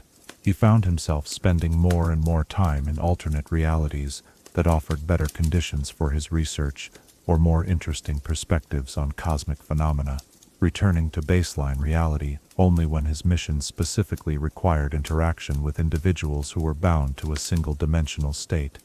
This dimensional perspective began to affect how Ryze perceived time, space, and causality in ways that made communication with normal humans increasingly difficult. Events that seemed sequential from a single-dimensional viewpoint often appeared simultaneous or even reversed when observed from multiple dimensional angles. Conversations that lasted hours in one reality might occupy mere minutes in another, while simple physical actions could have consequences that rippled across multiple layers of existence in patterns too complex for single-dimensional consciousness to comprehend. Ryze found himself having to consciously limit his awareness to conventional space-time parameters when interacting with others, a mental exercise that felt increasingly artificial and constraining. The isolation that dimensional manipulation imposed was perhaps its most significant cost. Ryze's ability to perceive and interact with multiple layers of reality meant that he could never again experience the simple, focused existence that characterized normal life. Even when he was physically present in baseline reality, part of his consciousness remained aware of the countless alternative versions of each moment that existed in parallel dimensions, creating a constant sense of detachment from immediate experience. Simple pleasures like watching a sunset or sharing a meal with companions became exercises in selective attention, requiring him to deliberately ignore the dimensional variance that offered different versions of the same events. More troubling still was the gradual realization that his dimensional mobility was affecting his emotional connections to people and places in fundamental ways. When he could observe infinite variations of every person he encountered, spanning dimensions where they had made different choices and experienced alternative fates, it became difficult to form attachments to any particular version of individuals he met.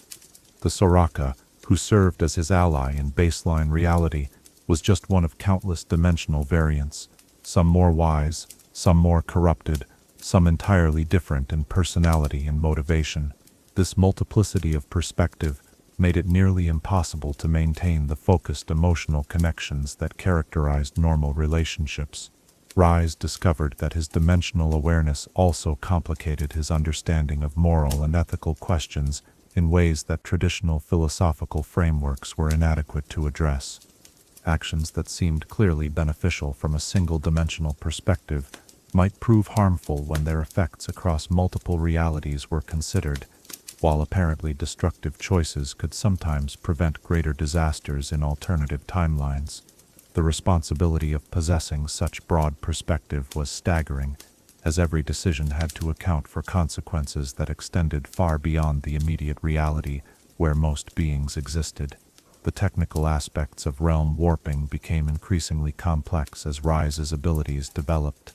He learned to navigate dimensional storms, where multiple realities intersected in chaotic patterns, to survive in pocket dimensions, where the basic forces that sustained life operated according to entirely alien principles, and to create stable pathways between realities that could be used repeatedly without causing dangerous instabilities.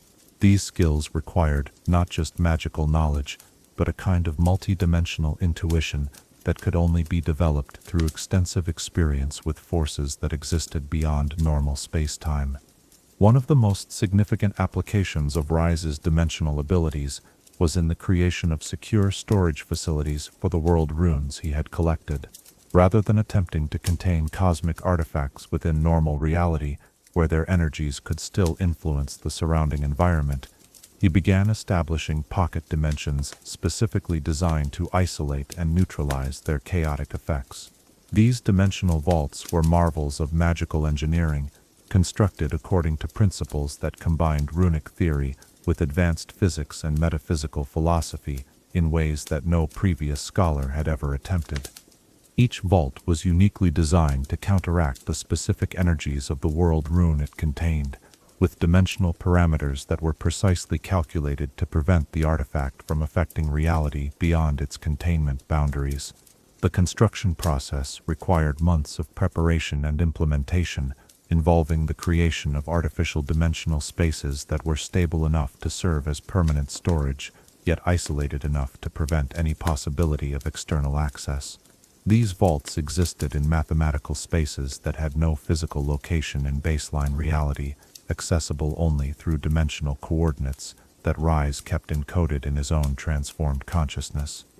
Yet, even as his dimensional abilities allowed him to accomplish objectives that would have been impossible through conventional means, Ryze began to suspect that his growing detachment from normal reality was itself a form of corruption, albeit one that was subtler and more gradual than the dramatic transformations that world rune exposure typically produced. His enhanced perspective was undeniably valuable for his mission, but it was also separating him from the humanity he had sworn to protect in ways that might ultimately prove just as destructive as the cosmic artifacts he sought to contain.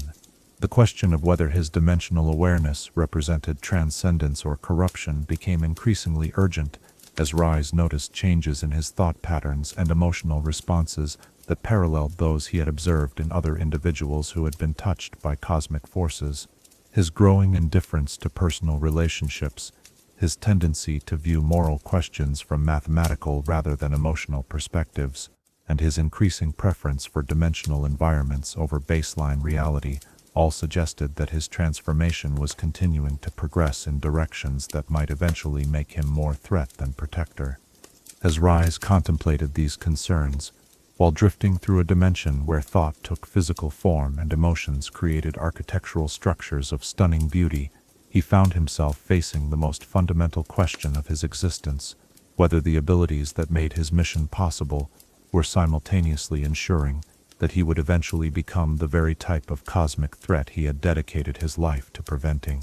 The irony was as profound as it was troubling, suggesting that the ultimate victory in his war against world rune corruption might be his own defeat by forces that were too subtle to recognize until it was too late to resist them. As we observe this guardian who has transcended the normal boundaries of existence yet struggles to maintain his connection to the reality he protects, we might wonder about the nature of sacrifice itself. When the tools necessary to serve a greater good inevitably transform us into something that can no longer appreciate why that service matters, have we achieved triumph or merely discovered a more sophisticated form of failure? Chapter 10. Close Calls and Near Disasters. In the long chronicle of Ryze's eternal vigilance, there were moments when the fate of entire civilizations hung upon decisions made in the space between heartbeats, when the difference between salvation and catastrophe was measured not in years or months, but in the precise timing of a spell or the exact angle of a protective ward. These were the incidents that haunted his enhanced consciousness during the rare quiet moments when he allowed himself to contemplate the true scope of the forces he opposed, reminders that even his vast abilities and accumulated wisdom were sometimes barely sufficient to prevent disasters that would have rewritten the very foundations of reality. Tonight, let us witness these harrowing encounters with cosmic chaos, moments when the Guardian's vigilance was tested to its absolute limits. The incident at Kalamanda began with reports so routine that Ryze almost dismissed them as insignificant variations in the background magical field that permeated all of Runeterra. Mining operations in the region had uncovered unusual crystalline formations that exhibited mild luminescent properties, nothing that would normally warrant investigation by someone whose concerns operated on cosmic scales. Local mages had examined the crystals and declared them to be simple magical focuses of moderate power, suitable for enhancement of basic spells, but lacking any unusual or dangerous characteristics. The miners had been authorized to continue their operations with standard magical safety protocols, and life in the surrounding communities had continued its normal patterns without any indication that they were living on the edge of annihilation. It was only through his dimensional perception that Ryze detected the subtle signs that marked this discovery as potentially catastrophic.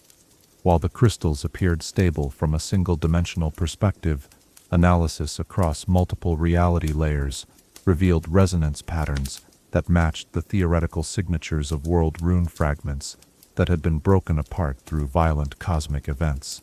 These were not complete artifacts, but rather pieces of a larger cosmic structure that had been shattered by forces so tremendous that the individual fragments had been scattered across both space and time, coming to rest in locations that bore no obvious relationship to their point of origin.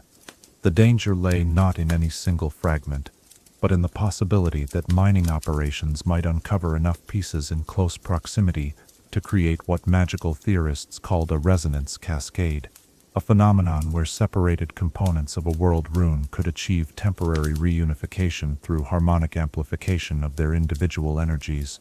The mathematical models that described such events were largely theoretical, as no known civilization had survived the experience of a major resonance cascade, but the projected effects were so catastrophic that even the possibility demanded immediate investigation. Ryze arrived at Kalamanda to find a situation that was far more advanced than the initial reports had suggested. The mining operations had indeed uncovered multiple fragments, and local mages had begun experimenting with ways to combine their individual effects to create more powerful magical tools.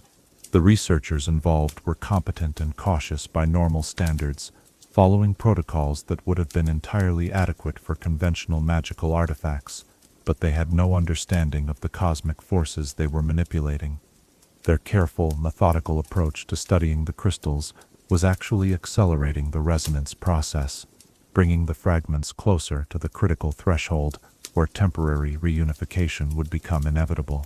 The situation was complicated by the fact that direct intervention would likely trigger the very cascade that Ryze was trying to prevent. The fragments had reached a state of delicate equilibrium, where any significant disturbance of their local magical environment could provide the final catalyst needed to initiate catastrophic resonance. Standard containment procedures that had proven effective with complete world runes were inadequate for dealing with partially unified artifacts, whose behavior followed different mathematical models entirely. Ryze found himself in the position of trying to defuse a cosmic bomb while the timer was already counting down towards zero. The solution required techniques that pushed his abilities beyond anything he had previously attempted, combining dimensional manipulation with quantum magical theory to create what amounted to a temporal isolation field around the entire mining complex. By shifting the fragments into a pocket dimension where time flowed at a drastically reduced rate, Ryze was able to slow the resonance process enough to allow for careful extraction of individual pieces without triggering a cascade. The procedure took subjective weeks to complete, though only hours passed in baseline reality, and required maintaining dimensional stability across multiple reality layers, while simultaneously calculating the precise harmonic frequencies needed to prevent reunification. When the operation was finally complete and the fragments were safely contained in separate dimensional vaults, Ryze realized that the entire crisis had been invisible to everyone except himself. The miners and researchers involved had noticed only a brief period of unusual magical activity followed by the mysterious disappearance of their crystal samples, which they attributed to experimental error or theft by rival organizations. The surrounding communities had experienced nothing more dramatic than a few days of unusually vivid dreams and slightly unstable weather patterns. Yet, without his intervention, the resonance cascade would have transformed the entire region into a zone of chaotic cosmic energy that would have been uninhabitable for millennia. The Kalamanda incident was remarkable not for its uniqueness, but for how perfectly it illustrated the type of threat that Ryze faced on a regular basis. The most dangerous situations were often those that appeared most innocent from conventional perspectives, where routine activities by well-intentioned individuals created conditions that could lead to cosmic disasters. His enhanced awareness allowed him to detect these developing crises in their early stages, but the solutions often required such precise timing and execution that even minor delays could prove catastrophic. Another near disaster occurred in the floating city of Urtistan, where ambitious engineers had developed a new form of magical levitation that they believed would revolutionize transportation and architecture throughout the civilized world. Their breakthrough had come through careful study of natural phenomena in regions where gravitational fields behaved unusually, leading to the development of techniques that could create stable anti-gravity effects using relatively modest amounts of magical energy. The initial demonstrations had been spectacularly successful, with test platforms maintaining perfect stability while supporting loads that would have been impossible to lift through conventional means. What the engineers had failed to recognize was that their anti-gravity system worked by creating localized distortions in space-time that were geometrically identical to the field effects produced by a specific type of world rune. Their magical apparatus was essentially creating artificial cosmic signatures that could resonate with any actual world runes in the surrounding area, potentially triggering activation of artifacts that had remained dormant for centuries. The mathematical relationship between their levitation fields and cosmic resonance patterns was subtle enough that it would have been invisible to anyone who lacked detailed knowledge of both gravitational magic and world rune theory. Ryze became aware of the situation when his dimensional monitoring detected unusual space-time distortions emanating from a region where no world rune activity should have been possible. Investigation revealed that the engineers' experiments were creating resonance effects with a dormant cosmic artifact buried deep beneath the city's foundations, an ancient rune that had been placed there deliberately by the original builders as part of the magical infrastructure that kept the city aloft. The continued operation of the new anti-gravity system would eventually provide enough energy to fully activate this foundational rune, with consequences that would have been immediately lethal to everyone within several hundred miles. Preventing this disaster required Ryze to infiltrate the engineering project and subtly modify their magical calculations in ways that would eliminate the dangerous resonance effects without completely destroying their breakthrough. This delicate manipulation had to be accomplished without revealing his presence or the true nature of the threat they faced, as any attempt to explain the situation would have inevitably led to demands for more information about world runes that could not be safely shared. The solution involved introducing minor harmonic distortions into their levitation fields that would prevent cosmic resonance while being small enough to be attributed to normal experimental variation. The modification process required Ryze to work within the engineering facility for weeks, posing as a consultant brought in to optimize the magical efficiency of their systems. He had to carefully balance the need to prevent catastrophe against the importance of allowing human innovation to continue, ensuring that his changes would improve rather than hinder their legitimate research, while eliminating only the specific effects that posed cosmic-level dangers. The final result was a levitation system that was actually more stable and efficient than the original design, though the engineers never realized how close their initial approach had come to destroying everything they sought to protect. Perhaps the most terrifying near-disaster occurred when Ryze encountered a situation where multiple world runes had begun resonating with each other across vast distances, creating a feedback loop that threatened to destabilize the fundamental structure of reality across an entire continent. The crisis began when archaeological expeditions working in different kingdoms simultaneously uncovered cosmic artifacts that had been deliberately placed by ancient civilizations to create a continental-scale magical network. The original builders had intended this network to provide beneficial effects like enhanced agricultural productivity and improved magical communications, but the system had been designed during an era when the total number of active world runes was much higher than in the current age. With most of the network's original components now missing or contained, the sudden activation of even a few nodes created massive imbalances that threatened to tear apart the careful magical equilibrium that had developed over millennia. The resonance effects were growing exponentially stronger with each passing day, and mathematical projections suggested that the system would reach critical instability within a matter of weeks. Once that threshold was crossed, the resulting magical cascade would propagate across the entire continental landmass, transforming hundreds of millions of square miles into a zone where physical laws behaved according to cosmic rather than terrestrial principles. Stopping this continental-scale disaster required Ryze to coordinate simultaneous interventions at multiple sites separated by thousands of miles, while maintaining precise temporal synchronization to ensure that the resonance effects were disrupted without creating worse instabilities elsewhere in the network. The operation required him to create temporary dimensional gateways that allowed him to exist in multiple locations simultaneously, splitting his consciousness across several reality layers while maintaining the complex calculations needed to predict and counteract the evolving resonance patterns. The intervention had to be completed within a narrow time window when the network's oscillations reached a specific harmonic frequency that would allow controlled shutdown without triggering catastrophic feedback.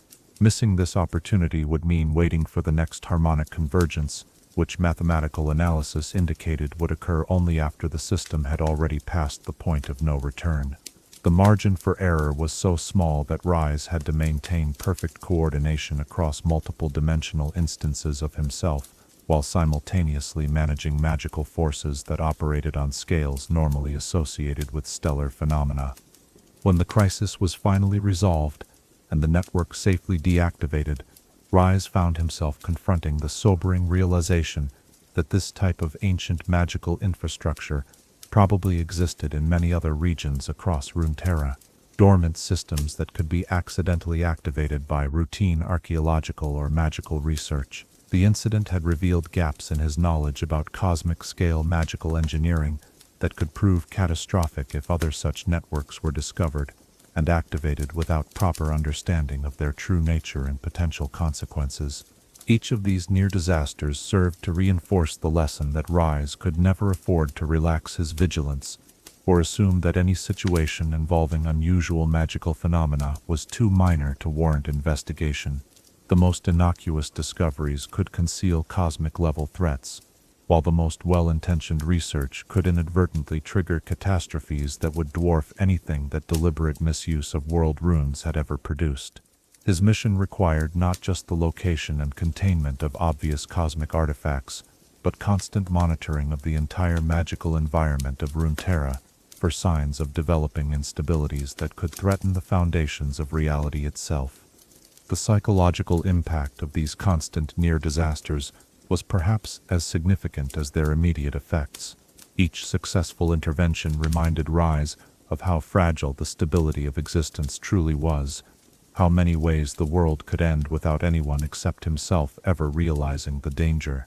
The knowledge that countless potential catastrophes were prevented only through his continued vigilance created a sense of responsibility so overwhelming that it sometimes threatened to paralyze him with the magnitude of what failure would mean. Yet this same knowledge also provided the motivation necessary to continue his mission despite the personal costs, as the alternative to eternal vigilance was not rest, but the annihilation of everything he had ever sought to protect. As we witness these moments when cosmic forces nearly escaped all control, when reality itself balanced on the edge of transformation that would have rendered all human concerns meaningless, we might reflect on the nature of vigilance itself. In a universe where the greatest threats are often invisible until the moment they become unstoppable, what price is too high to pay for the security of sleeping peacefully, unaware of the guardian who watches over dangers we cannot imagine? Chapter 11. The Weight of Eternity. In the quiet moments between crises, when the immediate dangers had been contained and the cosmic forces temporarily stabilized, Ryze found himself confronting an enemy more insidious than any world rune corruption or dimensional instability, the crushing psychological burden of infinite responsibility carried across an existence that showed no promise of natural conclusion. Tonight, let us explore the hidden cost of cosmic guardianship, the slow erosion of purpose and meaning that comes when duty becomes not just a calling but the totality of existence, when the very qualities that make someone capable of eternal vigilance also ensure that they can never find peace in their success. The transformation that had granted Ryze the abilities necessary for his mission had also fundamentally altered his relationship with time itself. Where once he had measured his life in terms of academic years, research projects, and the comfortable rhythm of scholarly seasons, he now existed in a temporal framework that spanned centuries and millennia. His enhanced consciousness could process events occurring across vast timescales with the same clarity that his former human awareness had brought to daily routines. But this expanded perspective came with the terrible understanding that his mission had no foreseeable endpoint, no moment when he could declare victory and return to a normal existence. The mathematical models that governed world rune behavior suggested that cosmic artifacts would continue to manifest across Runeterra for as long as magic itself existed in the world. New runes could emerge from dimensional rifts, ancient artifacts could be unearthed from forgotten ruins, and the fundamental instabilities that had created the original cosmic crisis could generate fresh catastrophes at any time. Even if Ryze succeeded in locating and containing every world rune currently present on the planet, his vigilance would still be required to monitor for new manifestations and prevent the rediscovery of artifacts he had already secured. The burden he had accepted was not a temporary emergency response, but a permanent alteration of the cosmic order that required eternal maintenance. This temporal perspective had profound effects on Ryze's ability to find meaning in his accomplishments. Each successful containment of a world rune, each prevented disaster, each life saved through his intervention was simultaneously a genuine triumph and an infinitesimally small contribution to an endless task that could never be truly completed. The psychological framework that allowed normal humans to feel satisfaction in their achievements depended upon the existence of clear endpoints and measurable progress toward defined goals, concepts that had no meaning in the context of eternal vigilance against forces that would persist as long as reality itself endured. The isolation that Ryze's transformation had imposed became more psychologically devastating as the decades accumulated into centuries. His enhanced lifespan meant that he watched countless generations of humans live and die while he remained fundamentally unchanged, experiencing the cycles of birth, growth, achievement, and death as an observer rather than a participant. Relationships that had once provided emotional sustenance became exercises in watching friends age and fade while he endured, carrying memories that grew increasingly painful as they became the only remaining evidence of people and experiences that had shaped his understanding of what made existence meaningful. The few individuals who shared his enhanced longevity were typically those who had been touched by cosmic forces in ways that made them unsuitable as companions rather than allies. His interactions with beings like Soraka, Zillion, and other long-lived entities provided intellectual stimulation and occasional emotional connection. But these relationships were fundamentally different from the simple human friendships he had known during his academic years. The cosmic responsibilities that bound them together also created barriers to the kind of unconditional acceptance and mutual vulnerability that characterized normal human bonds, as each party was constantly evaluating the others for signs of corruption or instability that might pose threats to their respective missions. Perhaps most troubling was Ryze's growing awareness that his enhanced consciousness was gradually losing the capacity for many of the emotional experiences that had once provided life with color and meaning. The cosmic perspective that allowed him to function effectively as a guardian of reality also made it increasingly difficult to find significance in the small pleasures and simple satisfactions that gave purpose to normal human existence. A beautiful sunset was reducible to atmospheric physics, ICS, and light wavelength analysis. A child's laughter became an acoustic phenomenon that triggered neurochemical responses according to predictable evolutionary patterns. Love itself could be understood as a biological imperative designed to promote reproductive success and social cooperation. This emotional flattening was not the result of deliberate choice or philosophical conviction, but rather an inevitable consequence of consciousness that had been expanded beyond the limits that normal neural architecture could sustain. Ryze retained intellectual understanding of why these experiences had once moved him, and he could observe that they continued to provide meaning for others.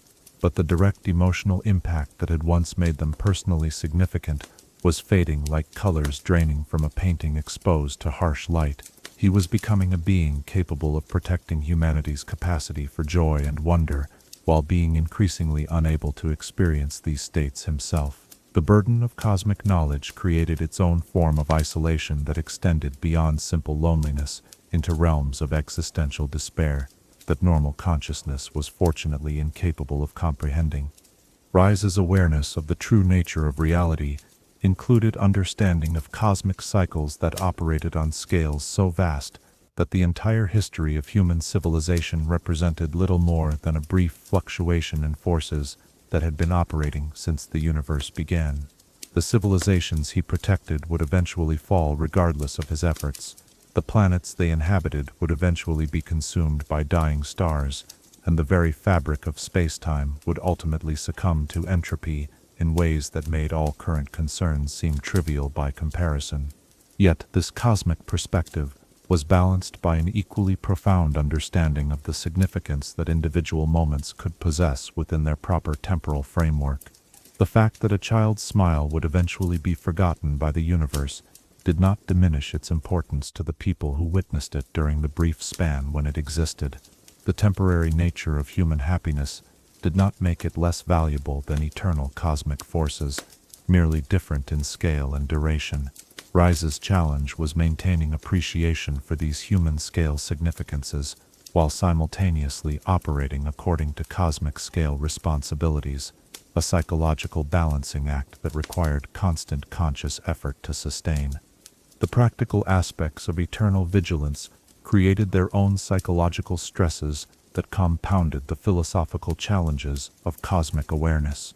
Ryze's mission required him to maintain peak alertness and decision-making capability across time spans that far exceeded the natural limits of any conscious mind. The techniques he had developed for mental discipline and cognitive maintenance were sophisticated beyond anything that normal human psychology had ever achieved, but they were also exhausting in ways that conventional rest and relaxation could not address. The very consciousness that made his mission possible was slowly wearing itself down through the constant strain of processing cosmic-level responsibilities. The absence of genuine peers who could share the burden of cosmic guardianship meant that Ryze had no external validation for his choices or methods, no colleagues who could provide the kind of professional consultation that had been an essential part of his academic career. Every decision about world rune containment, every judgment about when intervention was necessary, every choice about how much knowledge to share with others had to be made in isolation, without the benefit of alternative perspectives that might reveal flaws in his reasoning or suggest better approaches to complex problems. The weight of being the sole judge of matters that could affect the fate of entire civilizations was a responsibility that no individual consciousness was designed to bear indefinitely. The gradual accumulation of memories across centuries of existence created another form of psychological burden that normal human minds were fortunately spared from experiencing. Ryze's enhanced memory retention meant that he could recall events from decades or centuries past with the same clarity that others brought to experiences from the previous day. While this capability was essential for recognizing patterns and learning from historical precedents, it also meant that traumatic experiences never faded in the merciful way that time normally softened painful memories. Every disaster he had failed to prevent completely, every individual he had been unable to save, every moment when his intervention had come, just moments too late, remained vivid and immediate in his consciousness, creating an ever-growing catalog of regrets that could never be forgotten or forgiven. The question of whether his mission was ultimately beneficial or harmful had become increasingly complex as Ryze accumulated experience with the long-term consequences of cosmic intervention. While his efforts had undoubtedly prevented numerous catastrophes and saved countless lives, they had also created dependencies and distortions in the natural development of magical knowledge that might prove problematic in the long term. By removing world runes from circulation and containing cosmic knowledge within his own consciousness, he was potentially preventing humanity from developing the wisdom and abilities that might eventually allow them to handle such forces safely without requiring external guardianship. This concern was particularly troubling because it suggested that his success in preventing immediate disasters might be ensuring that future generations would remain vulnerable to cosmic threats that they would never have the opportunity to learn to address independently. The protective isolation he provided might be preserving humanity in a state of perpetual magical adolescence, preventing the species from developing the mature understanding of cosmic forces that would eventually be necessary for true independence. Yet the alternative to continued guardianship appeared to be accepting casualties on scales that would dwarf anything that had occurred during the original Rune Wars, a price that seemed ethically unacceptable regardless of its potential long-term benefits. The psychological effects of dimensional awareness added another layer of complexity to Ryze's existential burden. His ability to perceive multiple versions of reality simultaneously meant that he was constantly aware of alternative outcomes for every situation he encountered, including versions where his interventions had been unnecessary or counterproductive. This multidimensional perspective provided valuable strategic advantages for his mission, but it also made it difficult to feel satisfaction or regret about any particular course of action, as he could always observe parallel realities where different choices had led to better or worse results.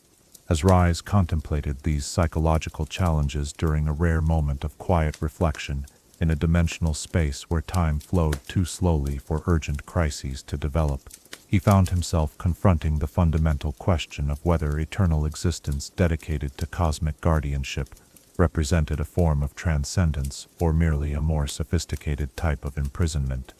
The abilities and responsibilities that defined his current existence had been imposed upon him by circumstances rather than chosen through free will, yet they had become so fundamental to his identity that he could no longer imagine existing without them.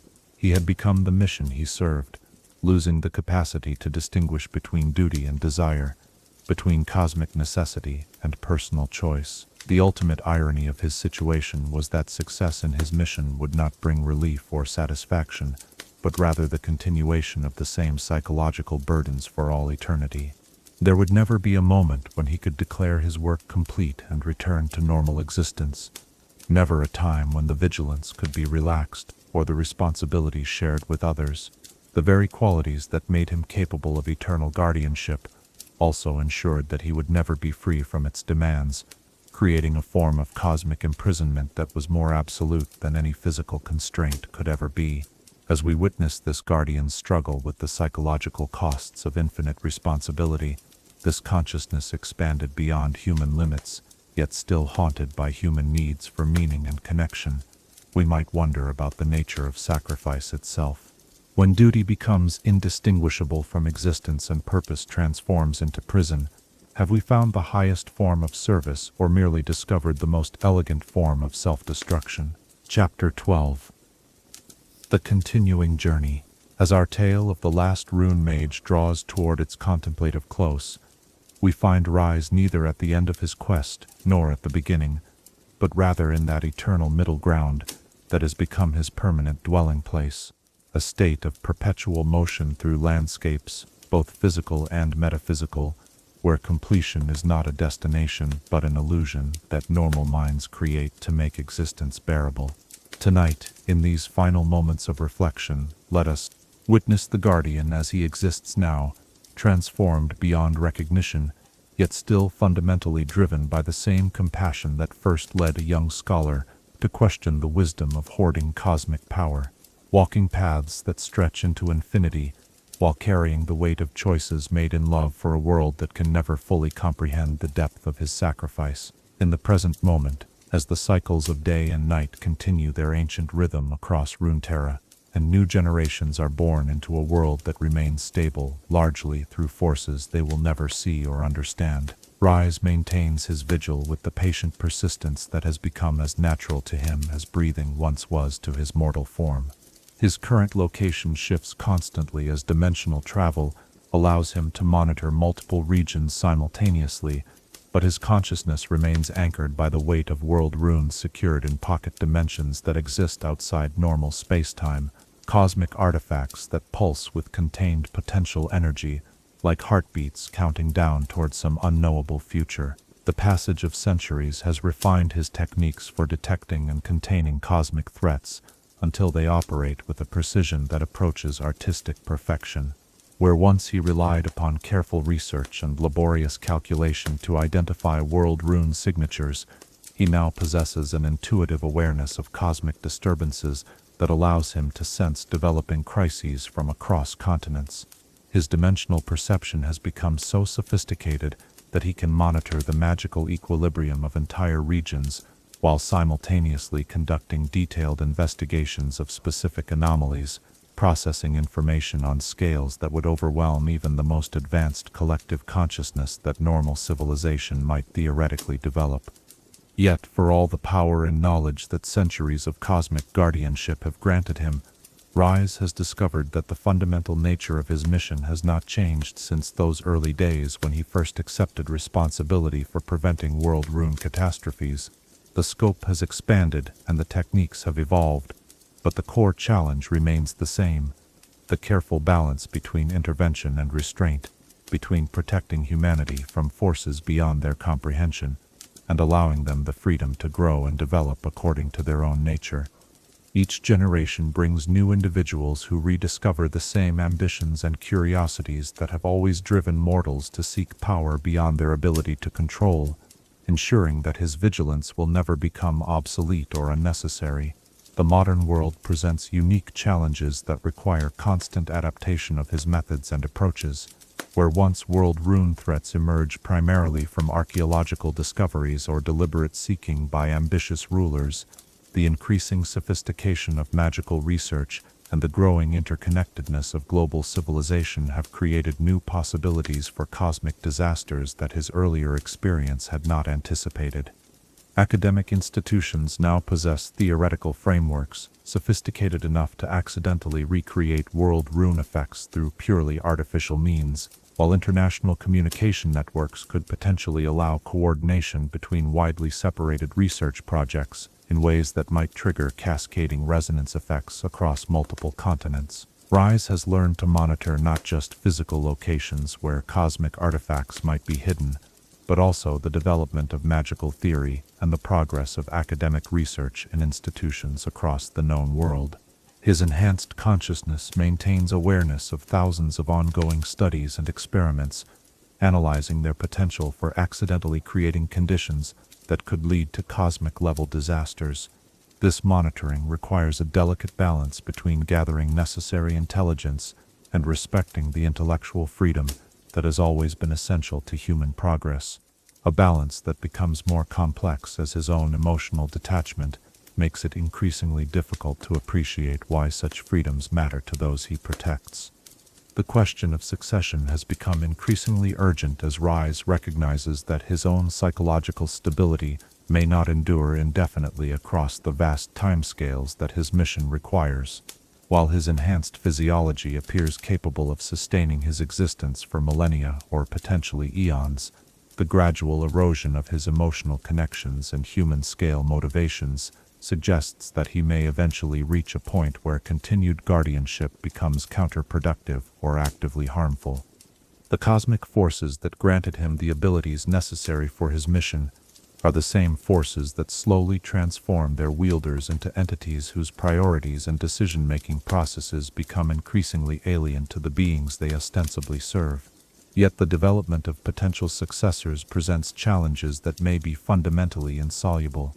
The transformation required to handle world rune energy safely appears to inevitably produce the same isolation and emotional detachment that characterize Ryze's current existence, suggesting that any individual capable of continuing his mission would also be doomed to experience the same psychological deterioration that threatens his own long-term effectiveness.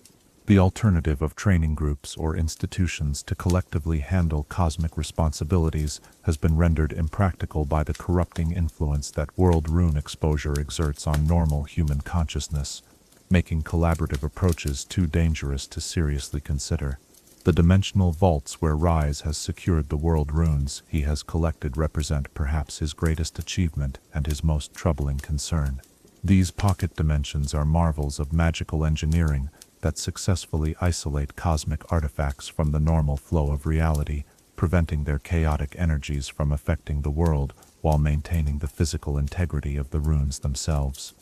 The construction techniques he developed for these storage systems represent advances in dimensional theory that exceed anything previously achieved by mortal consciousness, creating spaces that are simultaneously completely secure and potentially accessible to any future guardian who might inherit his responsibilities.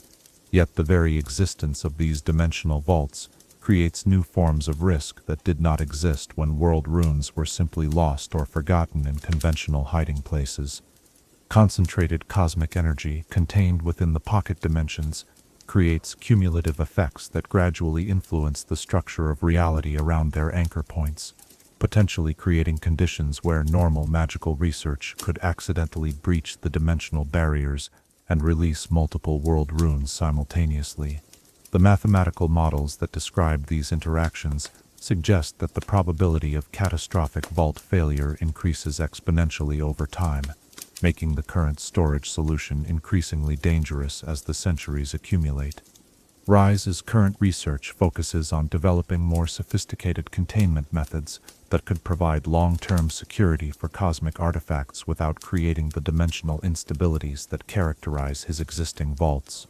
This work requires him to push the boundaries of theoretical magic into realms that may not be safely explorable by any individual consciousness, no matter how enhanced or protected. The irony that his efforts to create better security for world runes might themselves pose cosmic-level risks is not lost on him, though the alternatives appear to be either accepting exponentially increasing danger from his current storage methods, or returning the artifacts to conventional reality, where they would pose immediate threats to anyone who discovered them. The network of contacts and information sources that Ryze has developed across the centuries provides him with unprecedented awareness of magical developments throughout the known world. Yet this same network creates dependencies and vulnerabilities that complicate his mission in unexpected ways. Scholars and researchers who provide him with intelligence about potential cosmic threats often develop personal attachments to their mysterious patron that could compromise their judgment in critical situations. Rulers and organizations that have benefited from his interventions may attempt to secure his services for purposes that extend beyond cosmic security into realms of conventional politics and warfare, where his involvement would be inappropriate and potentially destructive. Managing these relationships requires Ryze to maintain multiple identities and personas that allow him to interact with different communities without revealing the full scope of his mission or capabilities. This constant deception is psychologically exhausting and emotionally corrosive, adding another layer of isolation to an existence that is already defined by separation from normal human experience. Yet the alternative of working in complete secrecy would deprive him of the early warning systems that are essential for detecting developing cosmic threats before they reach the point where intervention becomes exponentially more difficult and dangerous. The philosophical questions that have haunted Ryze since the beginning of his transformation have not been resolved by centuries of experience, but rather have evolved into more sophisticated forms that reflect his deeper understanding of the cosmic forces he opposes. The fundamental tension between protection and freedom, between preventing immediate disasters and allowing long-term growth, between individual wisdom and collective judgment, continues to shape every decision he makes and every action he takes. His enhanced perspective has provided him with more information and greater capability for analysis, but has not simplified the ethical calculations that determine how he should respond to specific situations. Perhaps most troubling is his growing recognition that the world runes themselves may represent something more complex than simple cosmic accidents or dangerous artifacts left behind by ancient civilizations. His extensive study of their behavior and properties has revealed patterns that suggest they might be components of some larger system whose true purpose and ultimate effects extend far beyond anything he has previously considered. The possibility that his mission to contain and isolate these artifacts might be interfering with cosmic processes that are essential for the long-term development of reality itself, is a concern that keeps him awake during the few moments when he allows himself to approach something resembling rest. The loneliness that has become Ryze's constant companion is not the simple isolation of physical separation, but rather the existential solitude of consciousness that has expanded beyond the capacity for genuine connection with any other being. Even his interactions with entities like Soraka and Zillion, who share some aspects of his cosmic awareness, are fundamentally limited by the unique nature of his specific transformation and mission. No one else can fully understand the weight of responsibility he carries, or the psychological costs of the choices he has made, making every relationship a form of performance where he must consciously present a version of himself that others can relate to while concealing the aspects of his existence that would be incomprehensible or terrifying to normal consciousness. Yet, within this isolation, Ryze has discovered forms of meaning and purpose that transcend the human-scale satisfactions he once knew. The mathematical beauty of cosmic forces operating in perfect harmony, the elegant complexity of dimensional interactions that maintain reality's stability, the profound significance of individual moments when the universe's potential for consciousness and joy is successfully protected against forces that would reduce everything to chaos. These experiences provide a form of fulfillment that is different from human happiness, but no less real or valuable for being alien to normal understanding. The continuing journey that stretches ahead of Ryze contains no promise of conventional reward or recognition, no guarantee that his sacrifices will be remembered or appreciated by the civilizations he protects. The path he walks extends into a future that may outlast the current forms of human society, the present configuration of political boundaries, perhaps even the continued habitability of Runeterra itself. His mission is not bound to any particular set of institutions or communities, but rather to the abstract principles of consciousness, beauty, and possibility that could theoretically survive and flourish in contexts he cannot currently imagine. As we reach the end of our contemplation of the last Rune Mage and his eternal quest, we find him not at a conclusion, but at a continuation, forever moving through landscapes where every horizon reveals new challenges and new responsibilities. The young scholar, who once dreamed of collaborative research and shared discoveries, has become something far stranger and more necessary, a guardian whose very existence serves as a bridge between human vulnerability and cosmic indifference, ensuring that consciousness can continue to evolve and flourish in a universe that contains forces capable of reducing everything to mathematical abstractions. In the silence that follows action, in the spaces between heartbeats where destiny pivots on choices that few will ever know were made, Ryze continues his watch over forces that sleep fitfully in dimensions beyond ordinary reach. His story has no ending because the responsibilities that define it admit no completion, only the eternal vigilance that protects a world's dreams from nightmares too vast to comprehend. As distant stars wheel through their ancient courses and new generations discover the wonder of existence for the first time, the last Rune Mage walks paths that lead everywhere and nowhere, carrying burdens that transform those who bear them into something beyond human yet still, in the deepest sense, motivated by love for everything that humanity has the potential to become. In this eternal moment between action and reflection, between the weight of cosmic responsibility and the memory of simpler times, perhaps we might ask ourselves, what does it mean to truly serve others when that service demands becoming something that can no longer be served in return? And how do we measure the worth of sacrifices that by their very nature can never be fully understood or appreciated by those they protect?